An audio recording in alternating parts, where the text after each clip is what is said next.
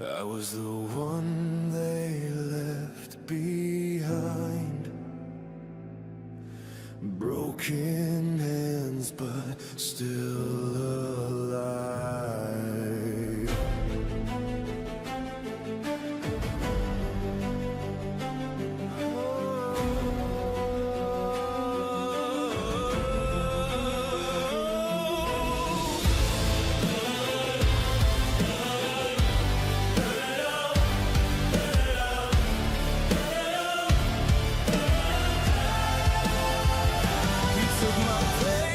Called it fate, used my scars to seal your name. While I was drowning in the dark, you lit your crown with stolen flames. I watched the world collapse in fire, heard your promise in the rain. If we go back, you're not required, so I tore your power from your veins.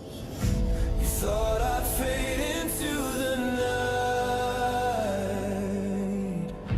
but I came back with sharpened light.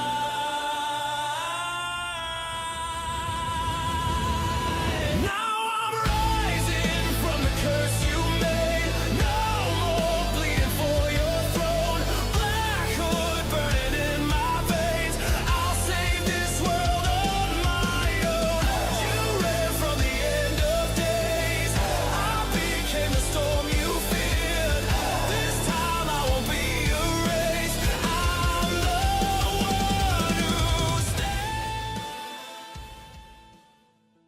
A young wounded man trembled at the sound of demands. He was a failure. What was he doing? The group in front of him urged him to steal Lord Arthur's curse. Even at his limit, Crash Valheim extended his hand. A mouth appeared among the writings on his hand. The young man, considered a failure born from the strongest lineage, made a spiritual arm emerge from the mouth in his hand that reached out to Lord Arthur. Arthur felt increasingly relieved. Black Hood, a skill that could steal curses from heroes rising against the destruction of the world caused by the imminent invasion. The man who became one of Asher's generation, Crash Valheim, healed others by taking upon himself the damage caused to them, suffering in their place. As Crash suffered, everyone rushed to give potions to Arthur, caring only for the Lord. Arthur looked up and finally saw a knight on a winged horse casting fireballs from the sky. The enemy was a frightening skull that unleashed attacks as hot as the sun. Faced with the enemy, he doubted he would win. Dropping his sword, Arthur pulled 3 women to himself, the Tigress, the Beautiful, and Mary. Embraced, they awaited the end. Crash, who was watching them, was furious. "What are you doing, bastard?" There was no confidence in Arthur. To him, hope had been extinguished, and only destruction remained. Crash's rage was supported by the countless people who had perished for them to come this far. Spending the whole day with women drove him mad. The Tigress. Ephania, the 3rd princess of the Ephania Empire of the Aegir generation,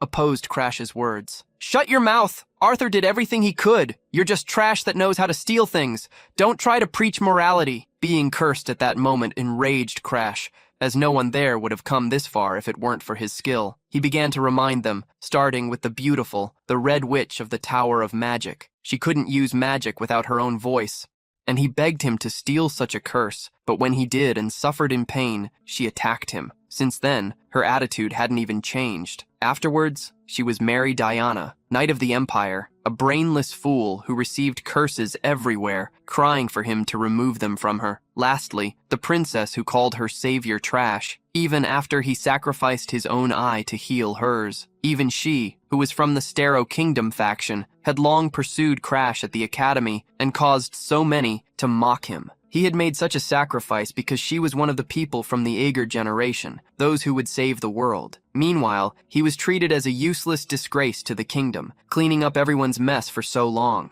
Crash questioned why he had gone through so many nightmares. He expected such things from everyone, but not from Arthur. "You should save the world, you just needed to lead these fools. I heard on the front lines of the generation and decided I would stand by." His sighed. "So why are you giving up so easily?" By this point, Arthur decided to reveal, "This world is doomed and that's why I will start everything from the beginning." Arthur revealed he possessed the skill Rebirth, surprising everyone. He revealed it was not the first time he had witnessed the world being destroyed. Now that he had obtained the technique to inherit memories, those who would accompany him would also retain their experiences. Crash widened his eyes. This meant that the chance to prevent destruction in the next world was high. Arthur smiled, confirming as he embraced his women, "I will start from the beginning again with these three." Crash realized he would be left behind. "But what about me?" Arthur laughed in response. "You are not necessary. Your ability is practical, really useful, but if we go back, you are mentally in ruins. What use is there in having you in this version? It's much more effective to choose the Crash of the new world." Crash realized he would be discarded.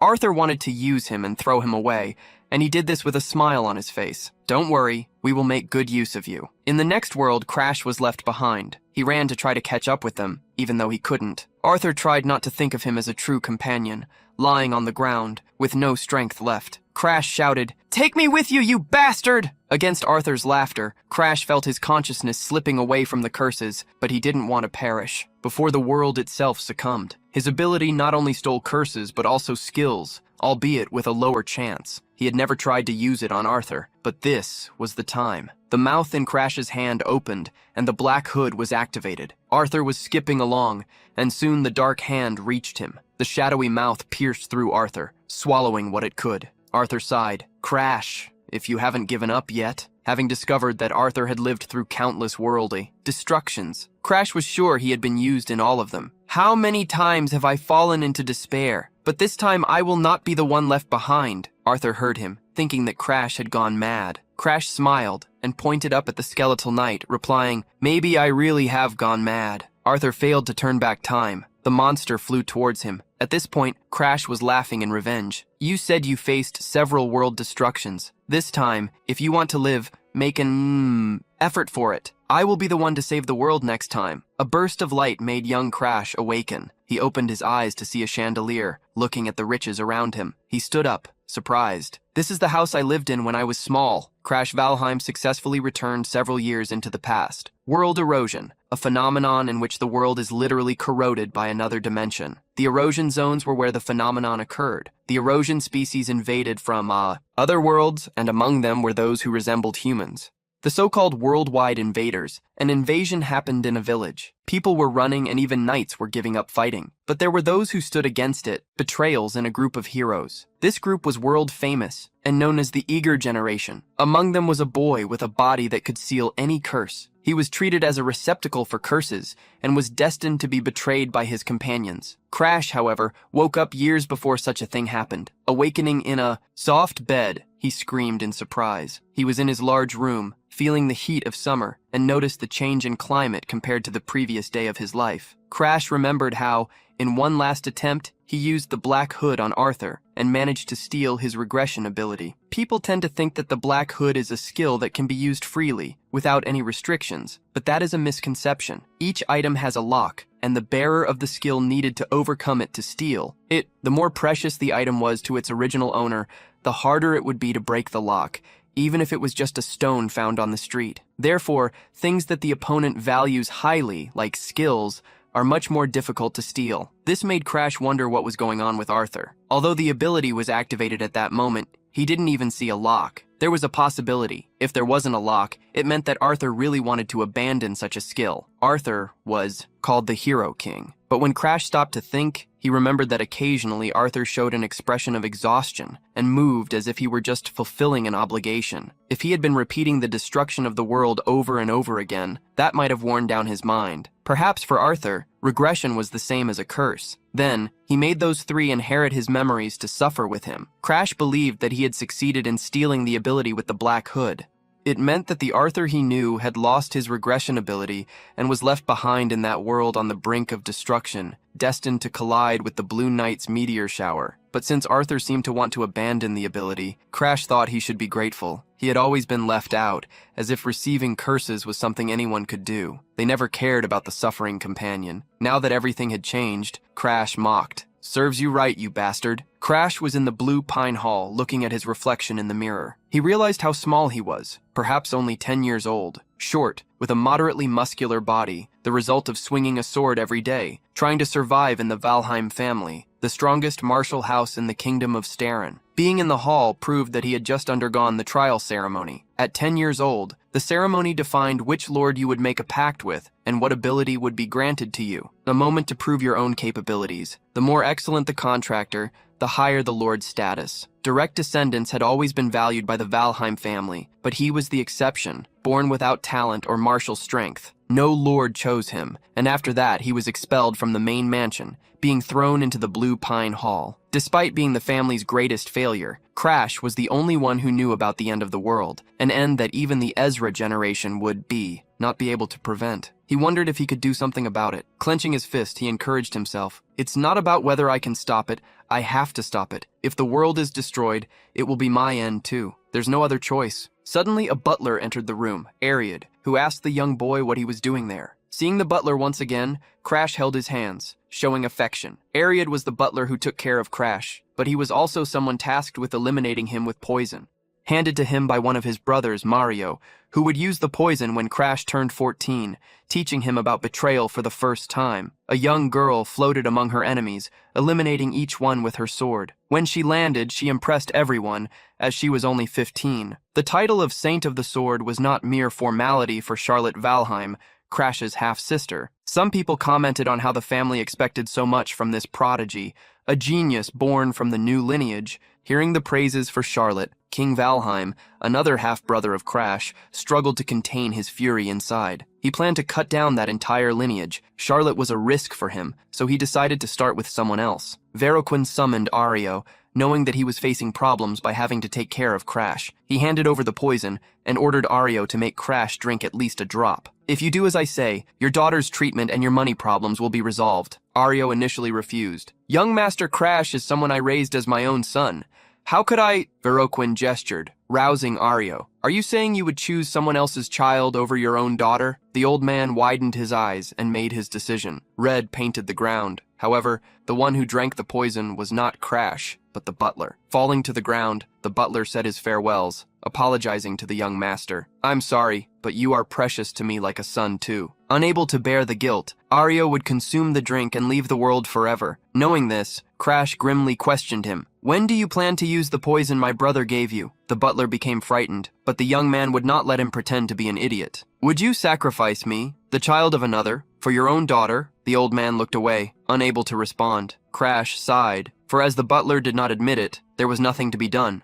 He blamed himself for being a failure, which was why Ariod would receive such orders. The butler was surprised, as he thought the young man would cry or become angry upon discovering the truth. He felt that the young master had changed. In a composed manner, Crash ordered the butler to follow him. The two went to a large hall resembling a library. As they approached a wall, Crash commanded him to cut through it. He believed that the Valheim family's butler could easily manage such a task. Butler obeyed and released a dark energy while holding a sword. The attack was executed and struck the wall, opening a hole and revealing a passage. The butler almost fell in surprise at the sight of the secret corridor. Seeing the young man enter the passage, Ariod felt that the change in Crash was real. There was unexpectedly a lingering atmosphere of the family leader in that place. Upon seeing a large padlock on a wooden door, the protagonist recollected old memories from the last time he had been there. Everything had been on fire, but this time he would arrive in time. Ariod asked if he should cut the chains, but the young man said he couldn't do it. Crash wanted to test his own ability. From the black hood, shadows emerged from his hand, each possessing their own mouths. The chains were broken and the padlock fell, startling the butler. Shocked, the white-haired man asked the young master if he had formed a contract with a lord. He offered some excuse. Well, yes, I just made a contract with some insignificant lord regarding the library. Inform my father if you wish. The day before, the butler had seen the young master with a look that seemed to have lost the meaning of life. Changing overnight meant he must have acquired a good skill. He shared the same bloodline as the greatest genius born in Valheim. Ariota believed that, even if he was not at the level of Lady Charlotte, the young Master Crash, as he was now, would be worth it. The butler swallowed hard and called for his young master.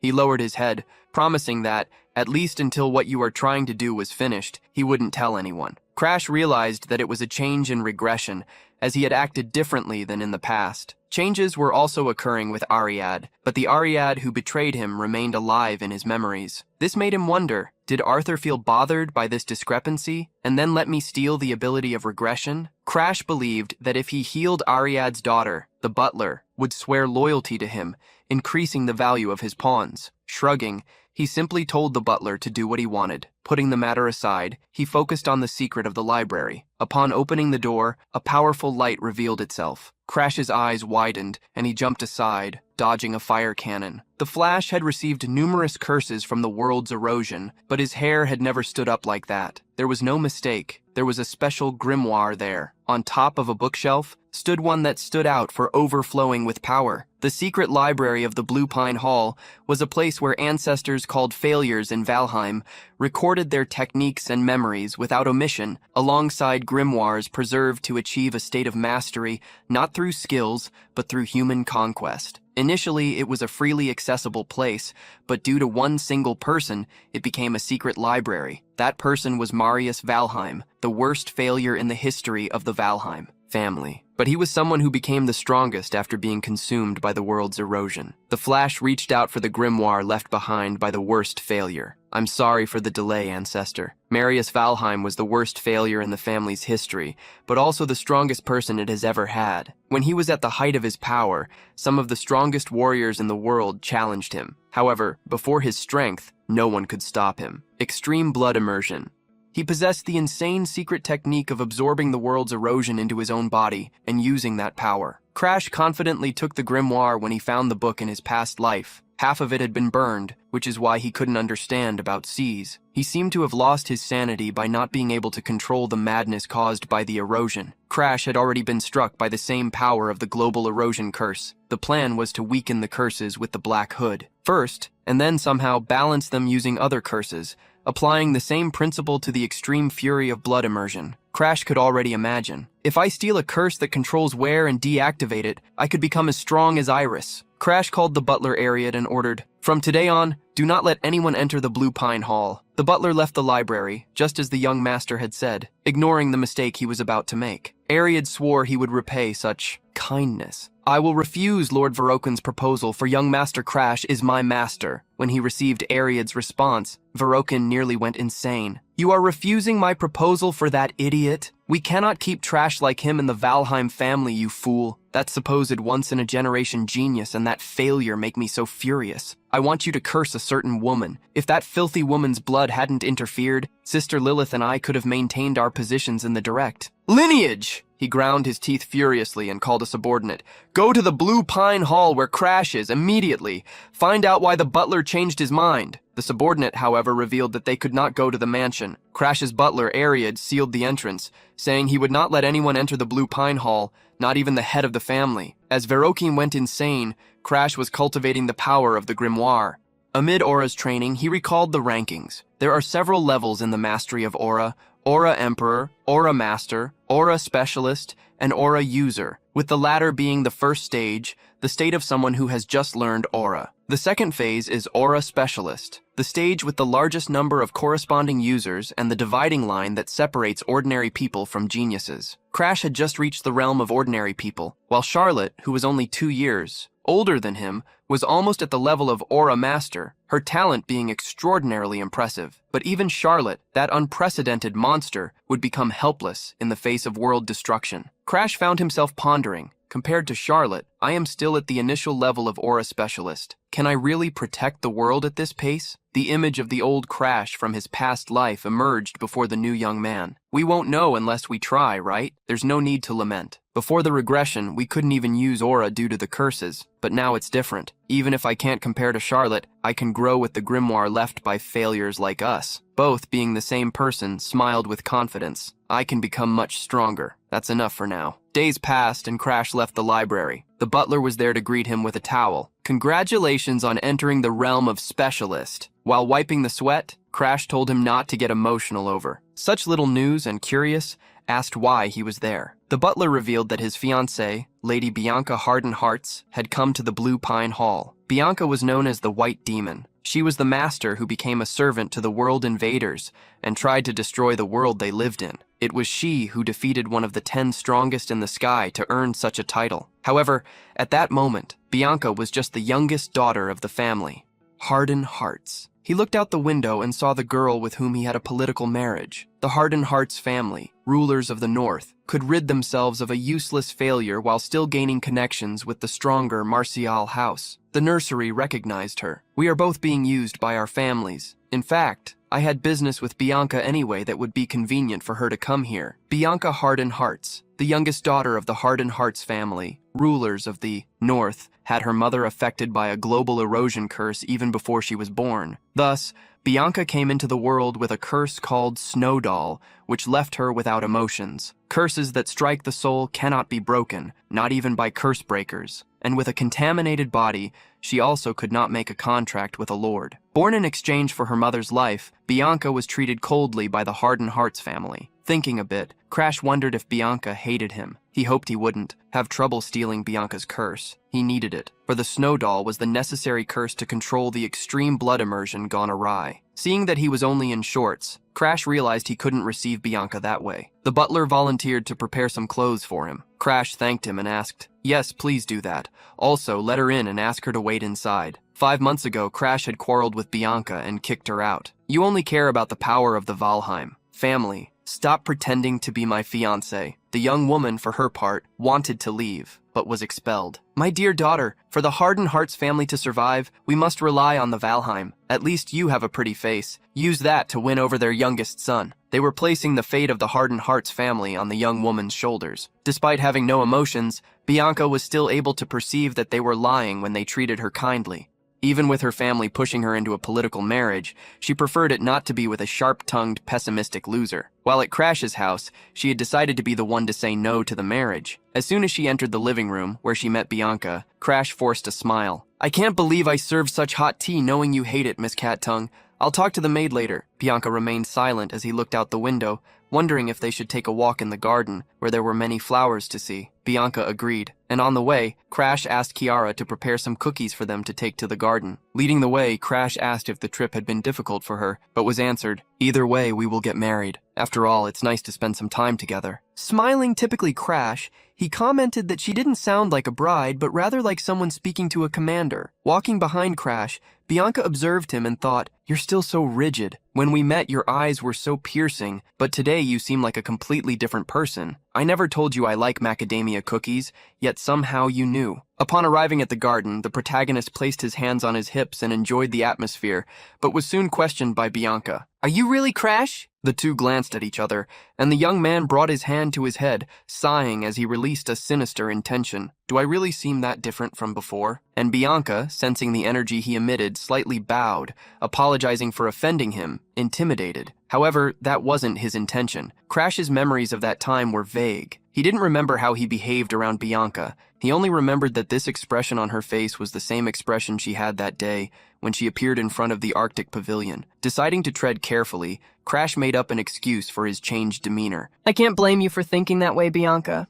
Recently, I made a deal with a lord. This made her understand, and she congratulated him. The crush continued, revealing that he had a proposal to make to her. Bianca became curious and soon thought he would do something arrogant. "Wait, do you want to break the engagement?" The crush was startled by her thought. He also understood that she did not want to marry someone like him, and that she herself would want to end the engagement. Seeing the lack of confidence in the young man, Bianca interrupted him. "I am your fiancé, Crush, and that's not going to change." The crush was surprised, as these were words he had never heard before. Slightly flustered, he cleared his throat. "Yes, right. Anyway, let's get straight to the point. With my new power, I want your Snowdoll curse." The proposal was surprising to her, as even the best ritualists had been unable to undo her curse. Revealing he wanted her curse, he commented, "I need to use this curse. If you give it to me, I will grant you a wish, anything you want, even to end the engagement." A situation where not having emotions worked to his advantage. Bianca knew that the Valheim family despised the crush for being a failure. If that were the case, he must have separated from his relatives. Perhaps that was the reason he was always so down, to the point of wanting to erase his emotions. Bianca analyzed the situation and remembered something the philosopher had told her. When people reach their mental limit, their minds go out of control, and when this happens, they may take their own lives or suddenly act in an extremely kind manner, as if they have changed their personality. These moments are dangerous. They are signs of imminent collapse. If someone close to you ends up this way, Bianca, stay by his side. Bianca held Crush's calloused hands and spoke in a sweet tone, though emotionless. "It's okay, Crush. You can get through this. You don't need a curse. You just need to control your emotions."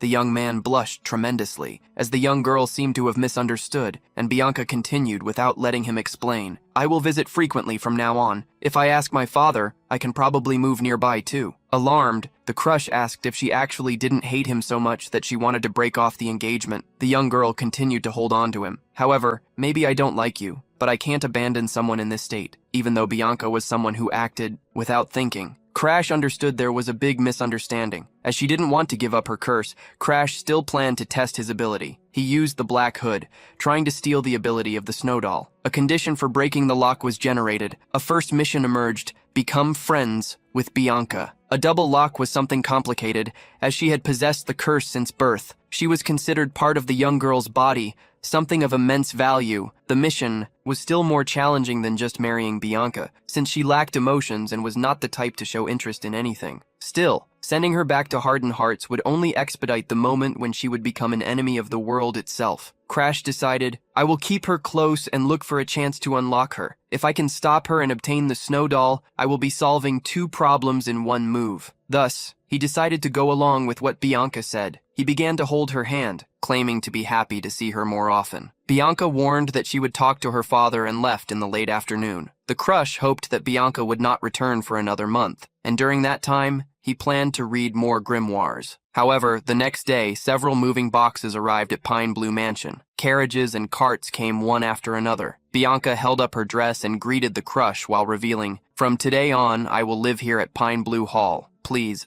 take care of me." Upon hearing this, Crash nearly fainted. A few days later, when he woke up in the morning, Crash saw a young girl with white hair beside him. As he got up, he wondered why Bianca had slept in his bed once again. He yawned while getting up, unintentionally waking Bianca, who was still drooling, sleepy, and confusedly asked, "Why are you here?" But it was he who should have asked her that. Returning to a secluded area, Crash cultivated the aura with a sword in his lap. Some time had passed. It had been a few months since he started living with Bianca. On the day she arrived at the mansion, he was shocked. "Are you already moving in?" Bianca revealed that her family had given her permission. Crash realized that, perhaps because she lacked emotions, her attachment to her family was weak, and she truly did not feel that kind of sentiment. Regardless, it would be more practical, as he wanted to befriend her. All of that had happened in the summer, but winter had already arrived. The year was about to end, meaning the opening of La Helene Academy was near. The institution had been founded through the cooperation of the four great kingdoms and the empire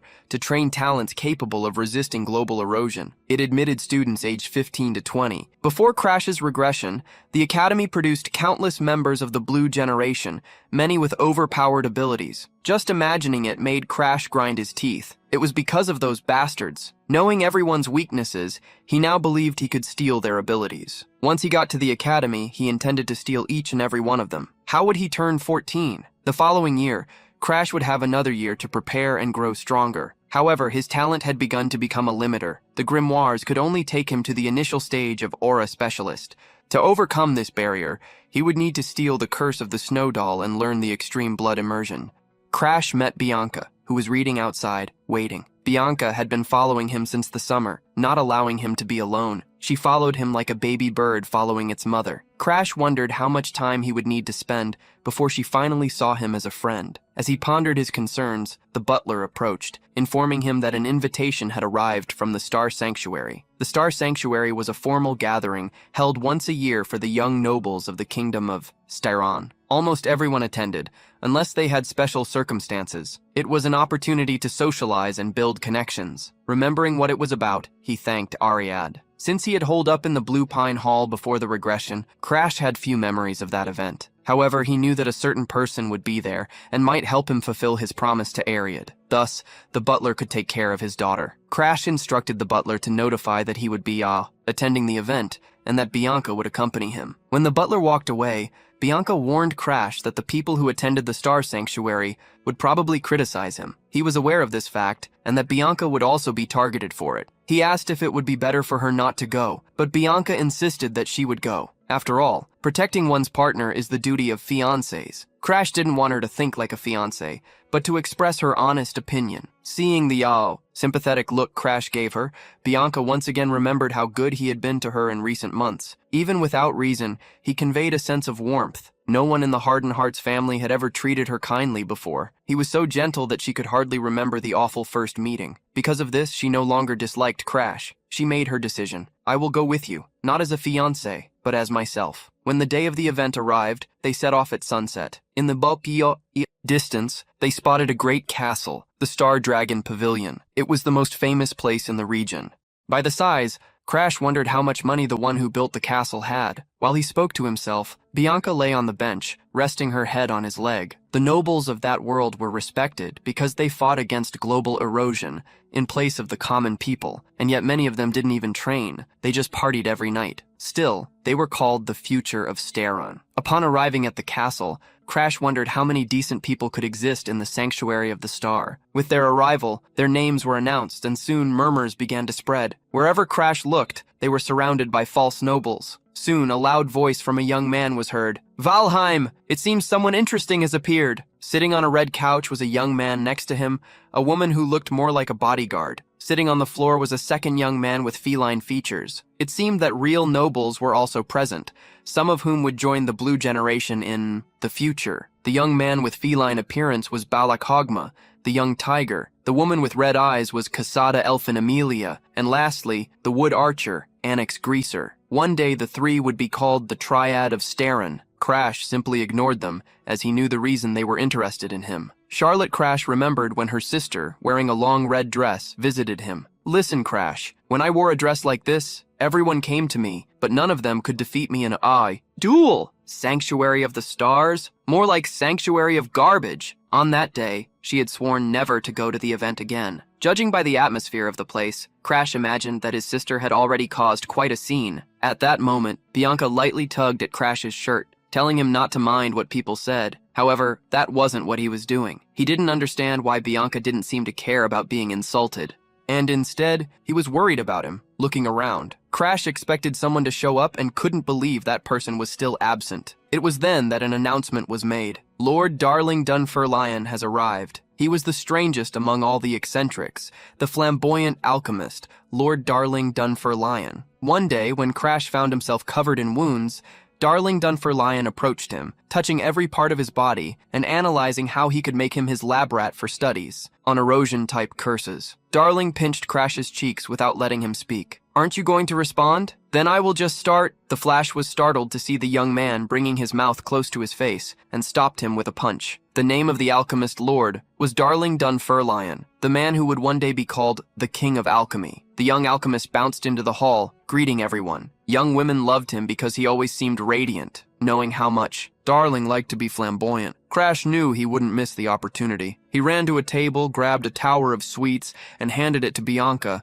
who started eating them and asked her to wait for him. When Darling Dunfermline saw Crash approaching, he felt he had seen him before. As he got closer, Crash introduced himself. I am Crash Valheim. Upon hearing the name, Darling realized the young man resembled Charlotte. His eyes sparkled as he asked if Crash was Charlotte's little brother and excitedly inquired if Crash needed something or if he was just captivated by his beauty. Crash was straightforward. I heard you've been investigating the world of invaders. Said like that, does that interest you? Seeing the arrogance in Crash's words, Darling warned him that he would regret it if he wasn't good enough. As they went to a training room, Darling asked Crash's age. The long-haired young man grabbed 2 swords, while the protagonist replied that he was 13 years old.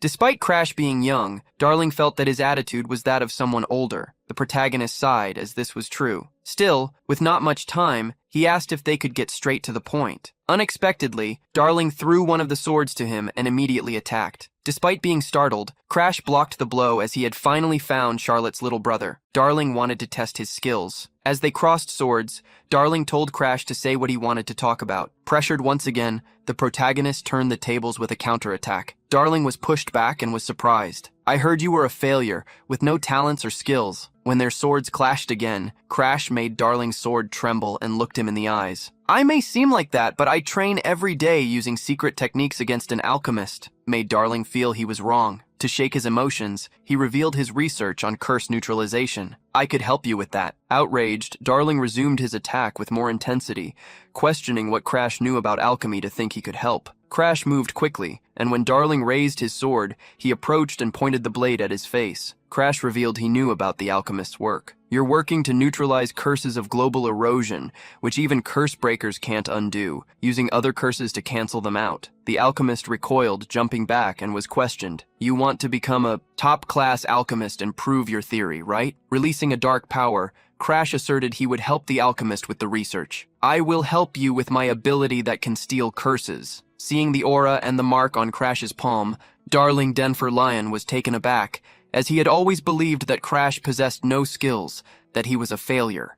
Darling believed that if that were true, it would be perfect. He wanted to hear the proposal. What price do I need to pay for collaboration? Darling asked, shocked. Wait, you want me to become your boyfriend? Crash dismissed such a ridiculous possibility and revealed his price. I will receive several curses in the future. I need you to create a potion that can suppress those curses. The young alchemist was confident in his specialty of potion making. Stealing abilities alone was not enough for Crash. Not even the Ezra generation with its trickster-level powers managed to prevent the apocalypse. That's why he thought that, as a failure, he had no choice but to use any means possible. Having heard that Crash had lost all motivation when compared to Charlotte, Darling realized it was a lie. On one side was an overwhelming genius, on the other, a stubborn misfit, and both were brothers. Darling shivered completely and asked for permission to ask a question. Are you going to enroll in Mung, the newly created La Helene Academy? Crash replied confidently. Of course I will. He was going there to steal abilities. Darling shivered even more, feeling tingles all over his body. He bounced excitedly. Perfect. I will make potions or whatever you need. If it involves curses, even better. Before that, Crash stated he had a favor to ask. He inquired if the young man knew of the discoloration disease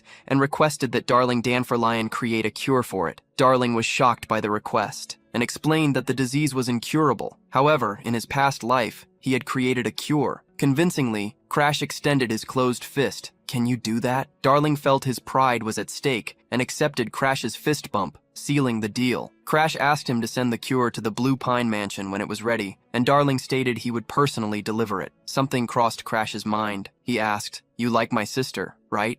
Lovingly, Darling revealed to adore Charlotte, and that was what confused Crash. So why do you keep saying there's an empty accent beside you and asking about boyfriends? Darling smirked, mocking Crush. You're still too young to understand. I just also like boys. Crush was startled and immediately ran away, screaming, but I don't. After managing to escape from Darling, Crash walked through the hall until he saw people gathering in an area. Upon arriving, he saw a young man gripping Bianca's wrist tightly. Bianca's eyes met his, and Crash immediately moved with a kick that struck the bastard holding her, sending him flying against a table. He saw Crash Valheim approach with a dark look, trying to drag my fiancé away by force. What the hell do you think you're doing? The young man placed his hand on his cheek, reacting to Crash's blow. Force! Crash questioned what he was doing, and the young man quickly revealed, I was following the orders of Lady Claudia. Everyone was shocked, as she was the second princess. Crash questioned if he was talking about Claudia from the Sterone Kingdom, and the young man quickly confirmed, fearfully, Yes, Lady Claudia. The second princess told me to bring Lady Bianca to her, but Lady Bianca resisted. So I tried to take her by force. There was nothing else to do. It was a royal order. Bianca might be the youngest daughter of the Lords of the North, from the Heart and Hearts family, but her curse made her despised among the nobles. And that princess, who usually just played with her followers, to call her specifically didn't seem normal. Crash immediately knew there had to be a reason behind it. There had to be someone else connected to this. It could only be Anix, the Wood Archer, someone who was obsessed with Charlotte. After being humiliated at the Star Sanctuary, he couldn't shake off his twisted mix of hatred and admiration for her, and that finally drove him mad. He knew that he would never defeat Charlotte with his own power, so he aimed for Crash when he noticed that Nyx was dragging Bianca into her troubles. Crash grew even darker. Unexpectedly, he decided to go, but corrected himself. I won't see the princess, but I will see Nyx. The young man on the ground was confused by the change in whom Crash would address. Seeing him confused, Crash taunted, You serve the princess but don't even know who ordered her to do this. Incredible. Your instincts are really slow. Crash and Bianca went off together. Curious, Crash wondered why Bianca had refused to go. He thought she would leave him and marry Nyx, but she didn't seem to want to do that. With much curiosity, Crash asked why Bianca hadn't followed the young man sent by the princess. Bianca revealed, in a clear voice, Because you told me to wait for him. After a second of surprise, Crash stroked Bianca's hair. You did well. Balak Hogman was waiting in front of a door and approached. Crash, upon seeing that he had arrived, The protagonist mentioned he wanted to see Nyx and found out she was already waiting for him. Balak was someone Crash knew, a talented fighter with 2 swords, but no one knew what he was thinking. Therefore, Crash didn't want to get involved with him. However, the opposite could not be said. Balak held his shoulder, asking them to fight. Crash reminded him that fighting was prohibited in the Sanctuary of the Stars, but Balak had already fought against Charlotte and wanted to face someone else. Crash recalled that Balak had lasted a bit longer against Charlotte than Nyx, so his aura mastery must be slightly higher. Balak was strong, even among specialists. His intuition for fights was sharp. Although Crash wanted to avoid a fight before meeting Nyx, Balak's gaze showed that he would not back down easily. Crash responded lightly. All right. Instantly, Balak attacked him with a punch, which Crash dodged with his fist charged with energy. Crash counterattacked, but the young tiger jumped back. Crash launched a cross kick at Balak, hitting him, but he saw a quick counterattack approaching, even faster than Balak. Crash struck him with a closed fist and threw him to the ground, causing him a lot of pain. Crash let out a slight sigh, winning the fast duel. Balak got up, complaining, "You really didn't hold back." The protagonist scratched his neck, remembering that the young man had been the one to eagerly challenge him. Balak jumped, asking, "Come on. One more round, I can grab my weapons this time." Crash, however, questioned him. "Can you really still stand?" At that moment, Balak collapsed. Bianca, curious, asked what Crash had done. He revealed he had used a secret technique from the Valheim, Short Strike, a technique created by forgotten descendants of the Valheim that provides maximum power at the shortest distance. If the conditions are right, it can pierce armor and directly hit internal organs. It was one of the techniques Crash managed to save from the Blue Pine Mansion when it was burned down in his previous life. This was a technique that had helped him survive countless battles, his most reliable move. Balak wouldn't wake up for a while, so they moved on. Upon opening the doors, the duo found Kassad and Anix. The young woman, upon seeing Balak fallen behind Bianca and Crash, ran to him worried. Anix expressed his surprise at seeing Balak defeated and questioned, "Wasn't your plan to leave him there so he could attack me?" Changing the subject, Crash revealed he knew of his plans. "Since you tried to use the second princess to lure me, I came here to see you personally." Curiously, Anix asked how he had discovered such a thing. "Strange, you're not quite what the rumors say. Could those rumors be false?" Crash didn't care much. "If it's about the rumor of me being a failure, then that one is true." Indeed. Crash then unleashed his dark energy and warned, "The rumors will change from now on." Internally, what he planned to do was steal Anix's ability for himself. Faced with the challenge, Anix fell silent. The protagonist remembered the past, and Anix. They had entered the academy together, and after spending so much time side by side, Crash managed to understand him. Anix had only stayed by his side because it was beneficial, and that benefit was quite specific. One day, when Crash was hanging off a cliff, above several monsters, Anix appeared to whom Crash pleaded for help. However, Anix had something else in mind. "If people found out it was my fault we fell into a trap, I would lose my position in the Blue Generation, right? But if I am the only survivor, no one will ever know the truth." Surprised by Anix's thought, he reminded him, "If they know it was your fault, you will be expelled." Anix didn't want to backtrack. "Don't worry, I'll put all the blame on you. Everyone hates you anyway, so this will blow over quickly. It will all disappear." Anix smirked mockingly and thanked Crash for being a useful friend. This infuriated him, as he knew Anix only got close to him because of Charlotte. Even that situation had been caused because he couldn't stop thinking about her wedding. With a look of disgust, Anix revealed the true reason for wanting to rid himself of Crash. "You have no abilities, but you are always ready to twist people's words. How can Charlotte get married? A line would be drawn between them." Anix decided it was better that way. Charlotte was getting married, but he felt it was like a funeral for his love. While Anix was lost in his thoughts, Crash lost strength. His hand slipped, and he was falling toward the monsters when Arthur saved him and invited him to his team, starting yet another misfortune. When Arthur exposed Anix, he was expelled from the Blue Generation. After that, he even tried to marry the princess,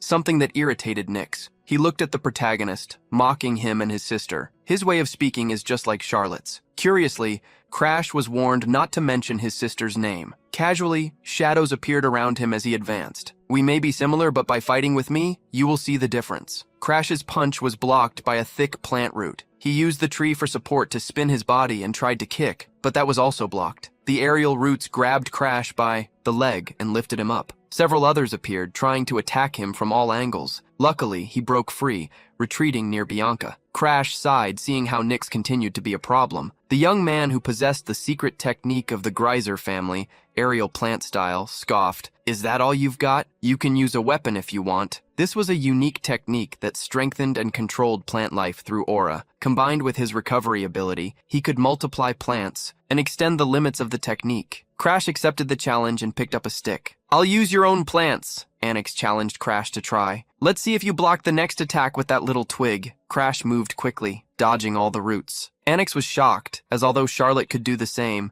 Crash was supposed to be just a failure. Crash was confident that Anix was not a worthy opponent. Having seen his abilities countless times, he knew each of his movements. As he got close enough, Crash taunted, still thinking of Charlotte. Anix felt that Crash was going too far. He used all of his recovery power to make the plants grow. A giant root struck the balcony and made Crash retreat. A large wooden monster had emerged, a celestial wood titan which Nyx commanded to intimidate. "Watch what you say to me," Crash, smiling. He completed the invocation of the wooden titan. Kasaj hurriedly asked Anix to stop, or the worst could happen. The wooden titan moved, attempting to punch Crash, an action that would strike the entire balcony. The protagonist closed his eyes, recalling something from the Blue Pine Library, the finest grimoire he had found, written by an ancestor who wielded his sword daily until he turned 80. He was not talented, just an ordinary man who practiced relentlessly. His final grimoire was short, merely notes on wielding a sword, but it described a state of unity between the self and the blade, a realm unattainable by technique alone. However, Crash had been pushed to such a limit numerous times by the curses. The sword had become him, and he had become the sword. A calm energy began to rise around the branch held by Crash. As he wielded the branch, the energy was released, and the great titan was cleaved in two, like wood being chopped. The sword was simple, yet truly profound. Kasaj and Anix were shocked to see the wooden giant fall amidst the dust raised by the attack. Crash let go of the small twig and warned, "Never try to seem arrogant in front of me again, got it?" Anix fell to his knees just as the wooden titan was falling. Crash realized he had gone too far. Earlier he had planned to hold back a bit just to make the theft of the skill easier, but he ended up going all out and now could hardly move. Crash trembled, unable to speak properly. Bianca approached to hold him while Darling ran towards them. However, as Bianca held Crash, she gripped him tightly, almost causing him to faint. Darling tried to intervene and took control of the situation. The alchemist carried Crash on his back, passing through the ballroom, while rumors spread that the useless failure of the Valheim family had defeated Anix.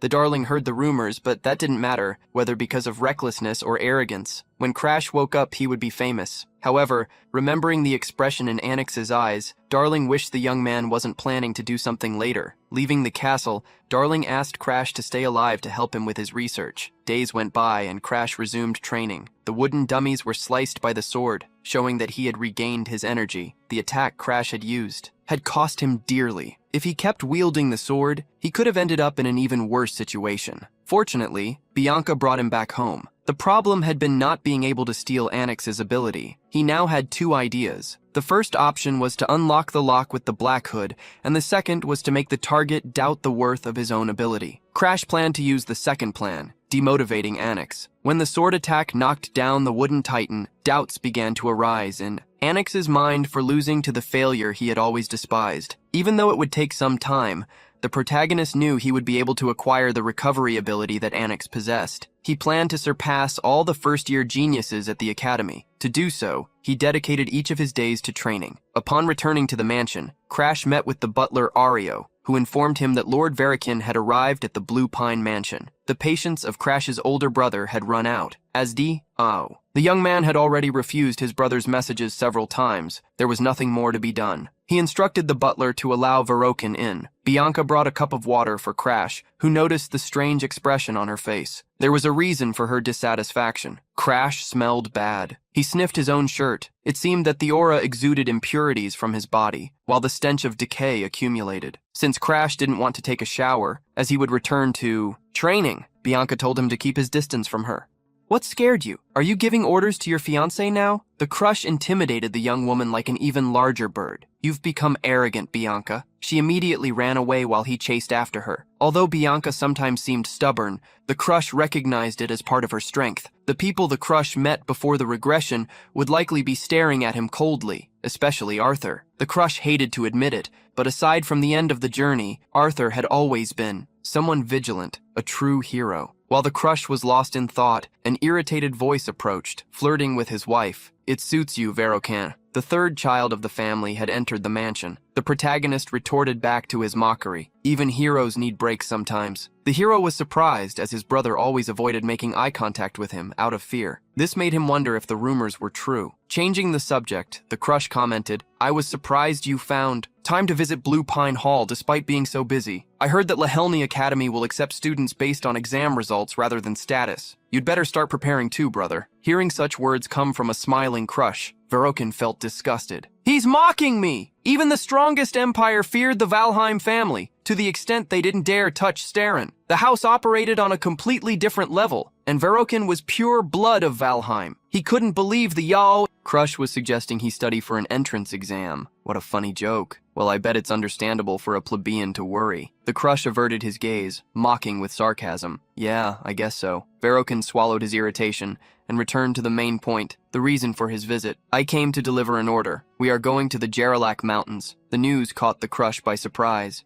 For missions like these were not mandatory until they turned 15. Veroquinho announced that he would be his guardian and teased my brother, who had defeated Nyx. He isn't scared, right? Crash decided to go. In the end, he was more accustomed to fighting erosion than living peacefully. Even if it were a trap, he would be ready. Bianca approached, asking where they were going. Crash informed her that he would take care of an erosion problem and asked her not to follow him. Bianca agreed with him, but I logically wouldn't say sending a 13-year-old to deal with an erosion event is absurd. Verokin felt attacked by the words and cursed his cursed girl. Crash stepped in front of him, warning, "She is my fiancée." Surely my good brother wouldn't take the words of a 12-year-old girl seriously. The two then faced each other, and losing patience, Verokin walked away. Crash patted Bianca's head, praising her for what she had done, even though she didn't exactly know what. He reassured her about not knowing the details, and Bianca, in return, requested, "Don't faint again, okay?" Crash followed Veroquinho to the front door, bidding farewell. "I'll be back soon." Global erosion, a phenomenon in which our world is literally invaded by another. Sometimes creatures from another world appear. Other times the environment begins to change and suffer erosion, continuing to spread to other regions. The very area can transform into a completely different world. Upon reaching the Jaralak Mountains, the group encountered a swamp.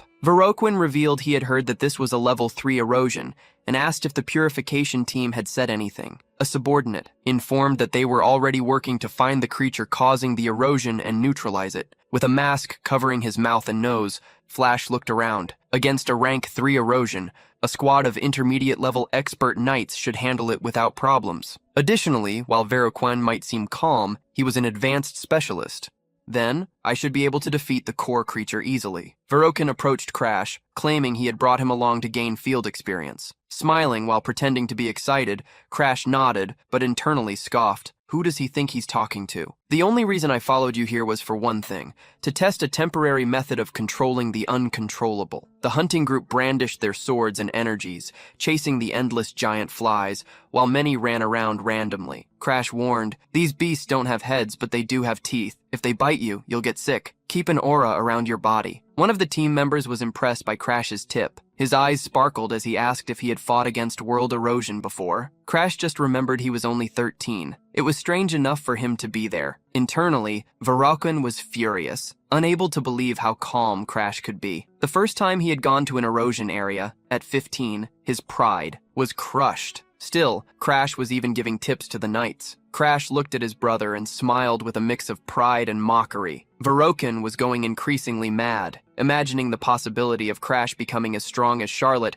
and surpassing him too. Verokin began to wield his own sword against all the monsters, venting his rage. Crash noticed his brother's change of attitude and walked over to him, warning that they should be close to where the core creature was. A red aura emerged at their feet, indicating they were entering another territory. Verokin smiled, asserting they were lucky. This would make things easier. However, Crash warned, that's why we need to stay even more alert. If there are no creatures here, the core creature might be stronger than we expected. The knights heard Crash and grew apprehensive. He took the lead, shouting for everyone not to lose their composure over something like this. The rest of you, don't let the words of a child shake you. It's just rank 3. Deal with it quickly so we can go home. Crash left his brother and the others behind and decided to pursue the real reason he had come on the mission. He stopped abruptly, eyes widening as he felt an even stronger global erosion energy. Crash removed the mask from his face. He began to absorb all the energy. He was sucking the air and aura in, absorbing them. Although nervous, Crash's eyes soon turned red. He vomited a thick scarlet liquid. The knights ran toward him as they saw him collapse suddenly, while Verokim mocked. You tried too hard for your first time. Crash managed to regroup. The erosion energy was like a powerful toxin. It was natural for him to be in that state. Still, he forced himself to endure the pain. He had learned extreme blood immersion precisely for this moment. The first step, following the grimoire, was to mix his aura with the erosion energy. The aura flowed endlessly, never stopping, like a powerful river. If he let the erosion energy emerge in that river, eventually his aura would blend with it, creating colors that had never existed before. Crash's pupil became dark like the night,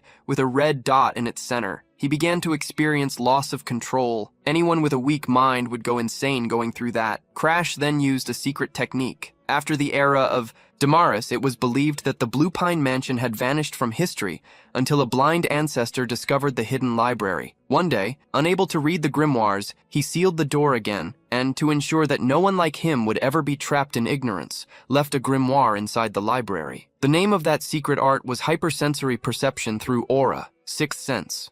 At that moment, Crash could only extend it as far as the length of his own fingers, but even that was enough to clearly understand what was passing through him. Crash's eyes shone with an intense silver when he smiled. The place where he stepped was no longer completely dominated by chaos. The mental storm began to calm down, and Crash overcame it. With the sixth sense, it was just a temporary solution. However, as long as he continued to absorb the energy of the erosion, the damage could happen at any moment, which meant he still needed Bianca's Snowdoll curse. But stabilizing the technique, even if for a moment, left him satisfied. He felt he had taken another step. While he celebrated internally, a dark pressure rose in the surroundings. Crash looked back and saw what appeared to be a long neck with a human face approaching. That being had its eyes closed and opened them suddenly. Throughout its body, filled with chaotic mass, several other human faces resided. At the end, there was a single, even more monstrous face, capable of devouring a human in one bite. That was the monster at the core of the erosion. One of the faces with long hair opened its eyes, screaming madly. The shrill sound penetrated the minds of everyone nearby. The monster rose on its paws, and its main head,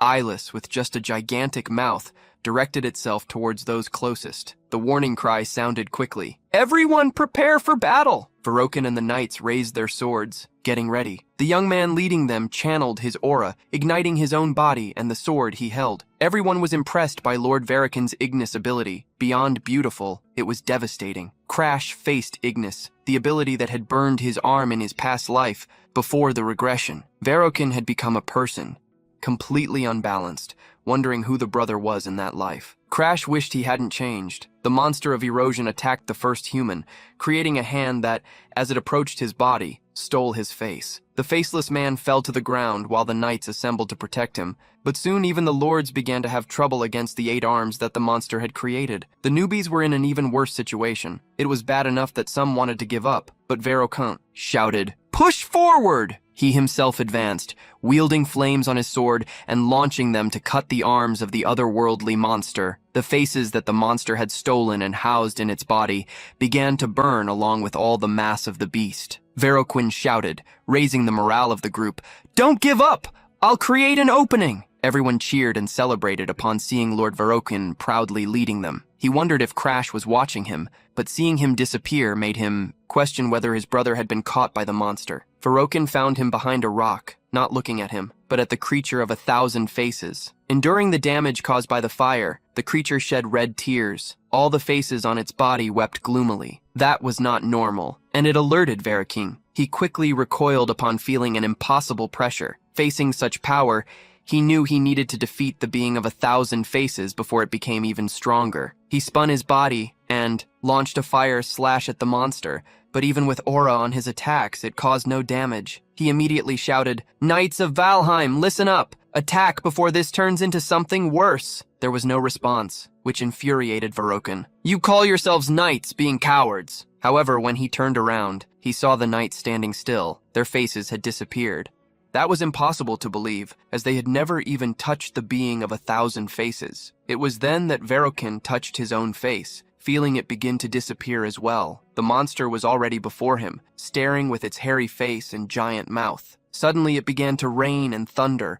The swamp flooded, and Varokin knew this would be his end. He tried to move to attack the monster, but the 1,000 faces extended a hand with a malevolent energy, making everything seem slower. Varokin wondered what was happening. He considered himself the strongest in Valheim, but the ghost of Charlotte that haunted him pounded in his mind. "You are pathetic. That's why your little sister surpassed you, being 3 years younger. You pretended, lost all the knights under your command, and fled like a coward to save yourself. That is why you will perish as the failure that you are." The monster raced toward him on its many legs, quickly closing the distance. Varokin tried to draw his sword, but the creature's paw blocked it before he could wield it. Everything seemed to fade away for him. Soon, however, he felt his body being pulled. With half of his face still remaining, he looked down and saw Crash carrying him. "Why are you—" Crash displayed a broad smile upon seeing his brother awaken. After dragging him behind a large rock, he explained that he had been watching the battle from a distance. "I saw you being swallowed by the swamp during the 1,000 Faces attack, so I avoided its gaze, pulled you out and brought you here." Varokin pushed his legs against Crash, insisting that he could walk on his own. However, Crash asked if he could truly manage in his condition. Varokin looked down and saw one of his arms in a destroyed state, holding a sword. Crash asked if his brother really didn't need help. Varokin gritted his teeth and took the sword for himself. But as soon as he tried to get up, he heard the roar of the 1,000 faces and felt alarmed. "Are we still near the lair? How far are we from where we were attacked?" Crash did not know what to say. "We walked for a while, but we did not reach the edge of the swamp. The field seemed to close in around us." Varokin understood what that meant. They could not escape until they defeated the mill faces. He fell to his knees, cursing the situation. Crash then revealed, "Actually, I have a final technique, one that Lady Charlotte taught me. It's because of her that I was able to fight on equal terms with Nyx in the Star Sanctuary." Varokin was surprised and wondered if Charlotte truly felt any affection for her brother. He asked if the technique could defeat the mill faces, and Crash confirmed, "We cannot lose like the others in this erosion field, so I would like to try." Acknowledging that Varokin did not believe him, Crash pressed him. "But you trust in Charlotte's strength, don't you?" Varokin agreed that Charlotte was a genius. Rising to his feet, he warned, "If you fail, it will be the end for both of us." Crash smiled mischievously and swore to his brother, "Don't worry, I won't fail." The rain continued to fall in the swamp, and as they hid among the bushes, Crash warned that the mill faces was approaching. Varokin prepared the Ignis as Crash requested, signaling that they could begin. Crash emerged from the thicket, moving into an open area. He released his own aura, imbuing it into the sword while closing his eyes. Varokin watched, astonished. All the surrounding energy was gathered into the sword. Varokin widened his one remaining eye, startled by the incredible focus. His brother possessed. He had never seen such a pure aura before. When Crash instructed him to combine the flames of Ignis with Charlotte's secret art, earlier he hadn't believed it would work, but now he saw with his own eyes the aura that Varokin had never mastered, no matter how hard he tried. Crash was managing to endure. The protagonist called for his brother and commanded him to use the Ignis. The flame created by Varokin directed itself towards the sword, imbuing it with fire. Just as surrounding Crash's body, Varokin saw Crash raise his sword as if he had a problem with the flames. The protagonist didn't insist on the matter. He didn't let it go. "It seems you're going to make it in time after all. It seems like I won't need your help." Amidst Varokin's confusion, he saw flames being created by Crash, flames even more powerful than his. The sword gathered power that could truly eliminate the Mill Rostos in an instant. Varokin had lost the subordinates and barely survived, losing all the knights while becoming a shame. The possibility that Crash could actually defeat the Mill Rostos made Varokin realize that he could be even weaker than the one he called a failure. The monster approached, and as soon as he brandished the flaming sword, Crash split it in two. Varokin saw the monster being consumed rapidly. Within seconds, the swamp disappeared, and a common plain with resplendent sun revealed itself. Crash turned and greeted Varokin. "Brother, it's done!" Varokin couldn't believe that the monster had been eliminated so easily. He went mad and attacked Crash with a sword strike. The protagonist blocked the attack, which didn't even possess the flames Varokin tried to use. The young man realized that he could no longer use the power of Ignis. The dark Crash thanked him. "Thank you, Varokin." for never changing the conditions to unlock the theft of Verokin's ability. They were easy. First, willingly deliver part of the Ignis to your opponent. Second, believe that the opponent can wield the Ignis better than you. And finally, the collapse of your pride. The moment Verokin transmitted the Ignis to Crash's sword, the power became his. The protagonist retaliated the attack he suffered with an even greater cut. Verokin couldn't dodge and was hit. Crash approached one of the pieces of the Mil Rostos monster, consumed by fire, and cut a piece of the charred flesh. He impaled the piece of meat with the sword and approached his brother with whom he conversed. "I used to want to get along with you and the others, but you said I wasn't welcome. Your constant hostility ensured that. Even so, I thought that just this once you would finally accept me as your brother." Crush had the brother eat the piece of meat while commenting, "Still, I clung to a faint hope that, since we are brothers, you would finally recognize me this time, but it seems you never had that option." To begin with, coming into contact with the meat of the mill faces made Verokin lose the rest of his face while screaming and trembling. Crash remembered the day Verokin had attacked him with flames. He was just like his brother was now, thrashing on the ground. Soon, Verokin stopped moving. Crash looked up at the sky, from which light drops of rain were still falling on a small lake, and sighed. This is ironically a beautiful day. Soon, the news that Verokin's entire unit had been annihilated reached the Valheim main estate. The erosion was reclassified as level 5. Around, it was said that a high-class specialist was needed to suppress it. While the family laid over the coffin, where they covered Verokin's face, comments arose that if the young man hadn't sacrificed himself, Lord Crash wouldn't have survived either. Verokin's relatives arrived in a fury, discovering that only the one they considered a failure had survived. The head butler of the Valheim family tried to calm them down, reminding them how honorable Verokin's sacrifice had been. Don't waste his noble end. Outside the funeral hall, Crash glanced at the situation. Everyone had believed his testimony, and no one suspected the truth. Thanks to Verokin, this mission yielded great results for Crash. He fully adapted to the extreme immersion in blood and confirmed that his sixth sense could partially control the resulting attack. And through Ignis, he obtained the power of black flames. Ignis could burn anything. So, when it touched the essence of the very erosion of the world, this was the result. The black flames were much more powerful than I expected. Made like a card up my sleeve, despite the sinister color of the flames, it was what Crash needed. Moreover, the problem that had to be solved in the main family was that an investigation into the abnormal phenomena in the eroded lands of the world would need to be submitted to understand them. Flash headed towards a large door and was granted entry. The protagonist held information that no one yet knew about the reason for global corrosion. It was all the work of the world invader. His true body sleeps in an endless dream, and he could only observe reality through his servants, the immortals. The fact that they had already begun their activities meant that humans could encounter their undead subordinates at any moment. Soon, as Crash passed through the large door, he found himself in the garden with a young woman who had a star tattoo on her neck. Sephira, a fourth-class investigator from the Erosion Survey Department. She carried 2 folders with documents. The star on Sephira's neck caught Crash's attention, who tried to compose himself. "It seems we've met again." The young woman was confused, but soon heard, "Hey, immortal, I want to make a deal with you. I will erase your immortality for you." Sephira grasped what his words meant. "Tell me, are you the regressor?" A shadowy body, sharp red eyes, and a scar on the face over the eye appeared on Sephira, who revealed, "I have been searching for someone all this time, but it seems fate has sent me the wrong man. The immortal, the Crimson Gardener, August." Before the regression, under Arthur's orders, Crash tried to steal her immortality, but that attempt ended in failure. They then sealed her and put her in a state where the regeneration of immortality needed to be 100% expended to keep her alive, preventing her from controlling the servants.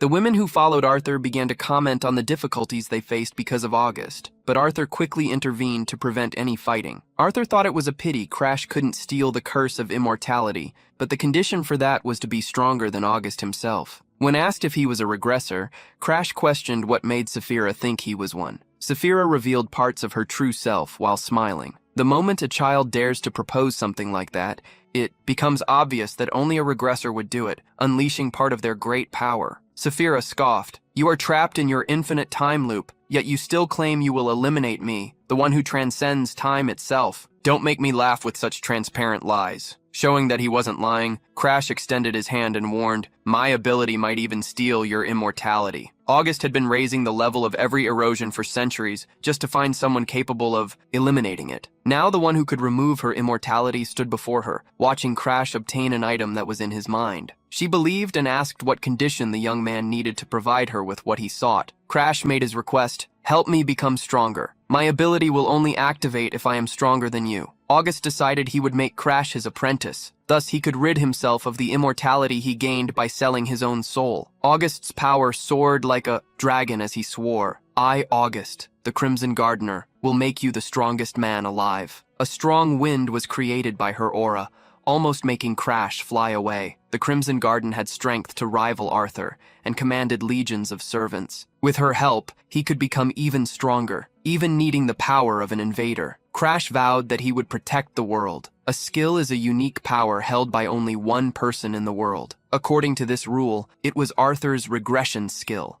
He returned to him in this life, meaning it was impossible for Crash to regress again by his own will. If the world perished again in this era, Crash would be swept away with it. Having sealed the deal, Crash extended his hand, happy to have you with him. Crane, hearing the young man call her by her real name, smiled with sharp teeth. "Crash! Call me master!" She punished him with a slap on the head, pushing him down into the ground. After finishing the agreement, Crash declared he would leave. Which surprised her. "You don't live here!" He revealed he hadn't lived there for years and could hardly remember his parents' faces. Suddenly, a hooded woman, one of the adult wings from the Hall of the Valkyries, approached Crash, warning him that his mother was calling for him. Crash was taken aback, as his mother had never shown her face while he lived in the Blue Pine Mansion. There might be a chance she had grown curious upon hearing rumors about him. The Valkyrie also revealed that the head of the family had said that upon returning from the Forbidden Domain, he intended to meet you in person this time. Crash was startled. Crash's father had ascended to a semi-divine state. Perhaps he had sensed something of the young man through the stars. Telling the boy that his father wanted to see him, the Valkyrie asserted that Lyda had requested he remain in the mansion until the main event occurred. Bianca, however, was waiting for him, and there were many things to do. He did not want to waste time. As this was not a direct order from his father, Crash announced, "I'm leaving. I'll return when my father personally summons me." Crash also thought of a possibility. Perhaps he would come to see me himself. The carriage awaited the young man, who departed immediately, leaving the realm and crossing the fields. Inside the carriage, Crash managed to rest for the first time. Outside the carriage, a red bird tapped its beak on the window. "Watch your rude manners, apprentice. Open the door," Crash complained to the red raven. "Cream, don't you think your crimson tone is a bit too flashy?"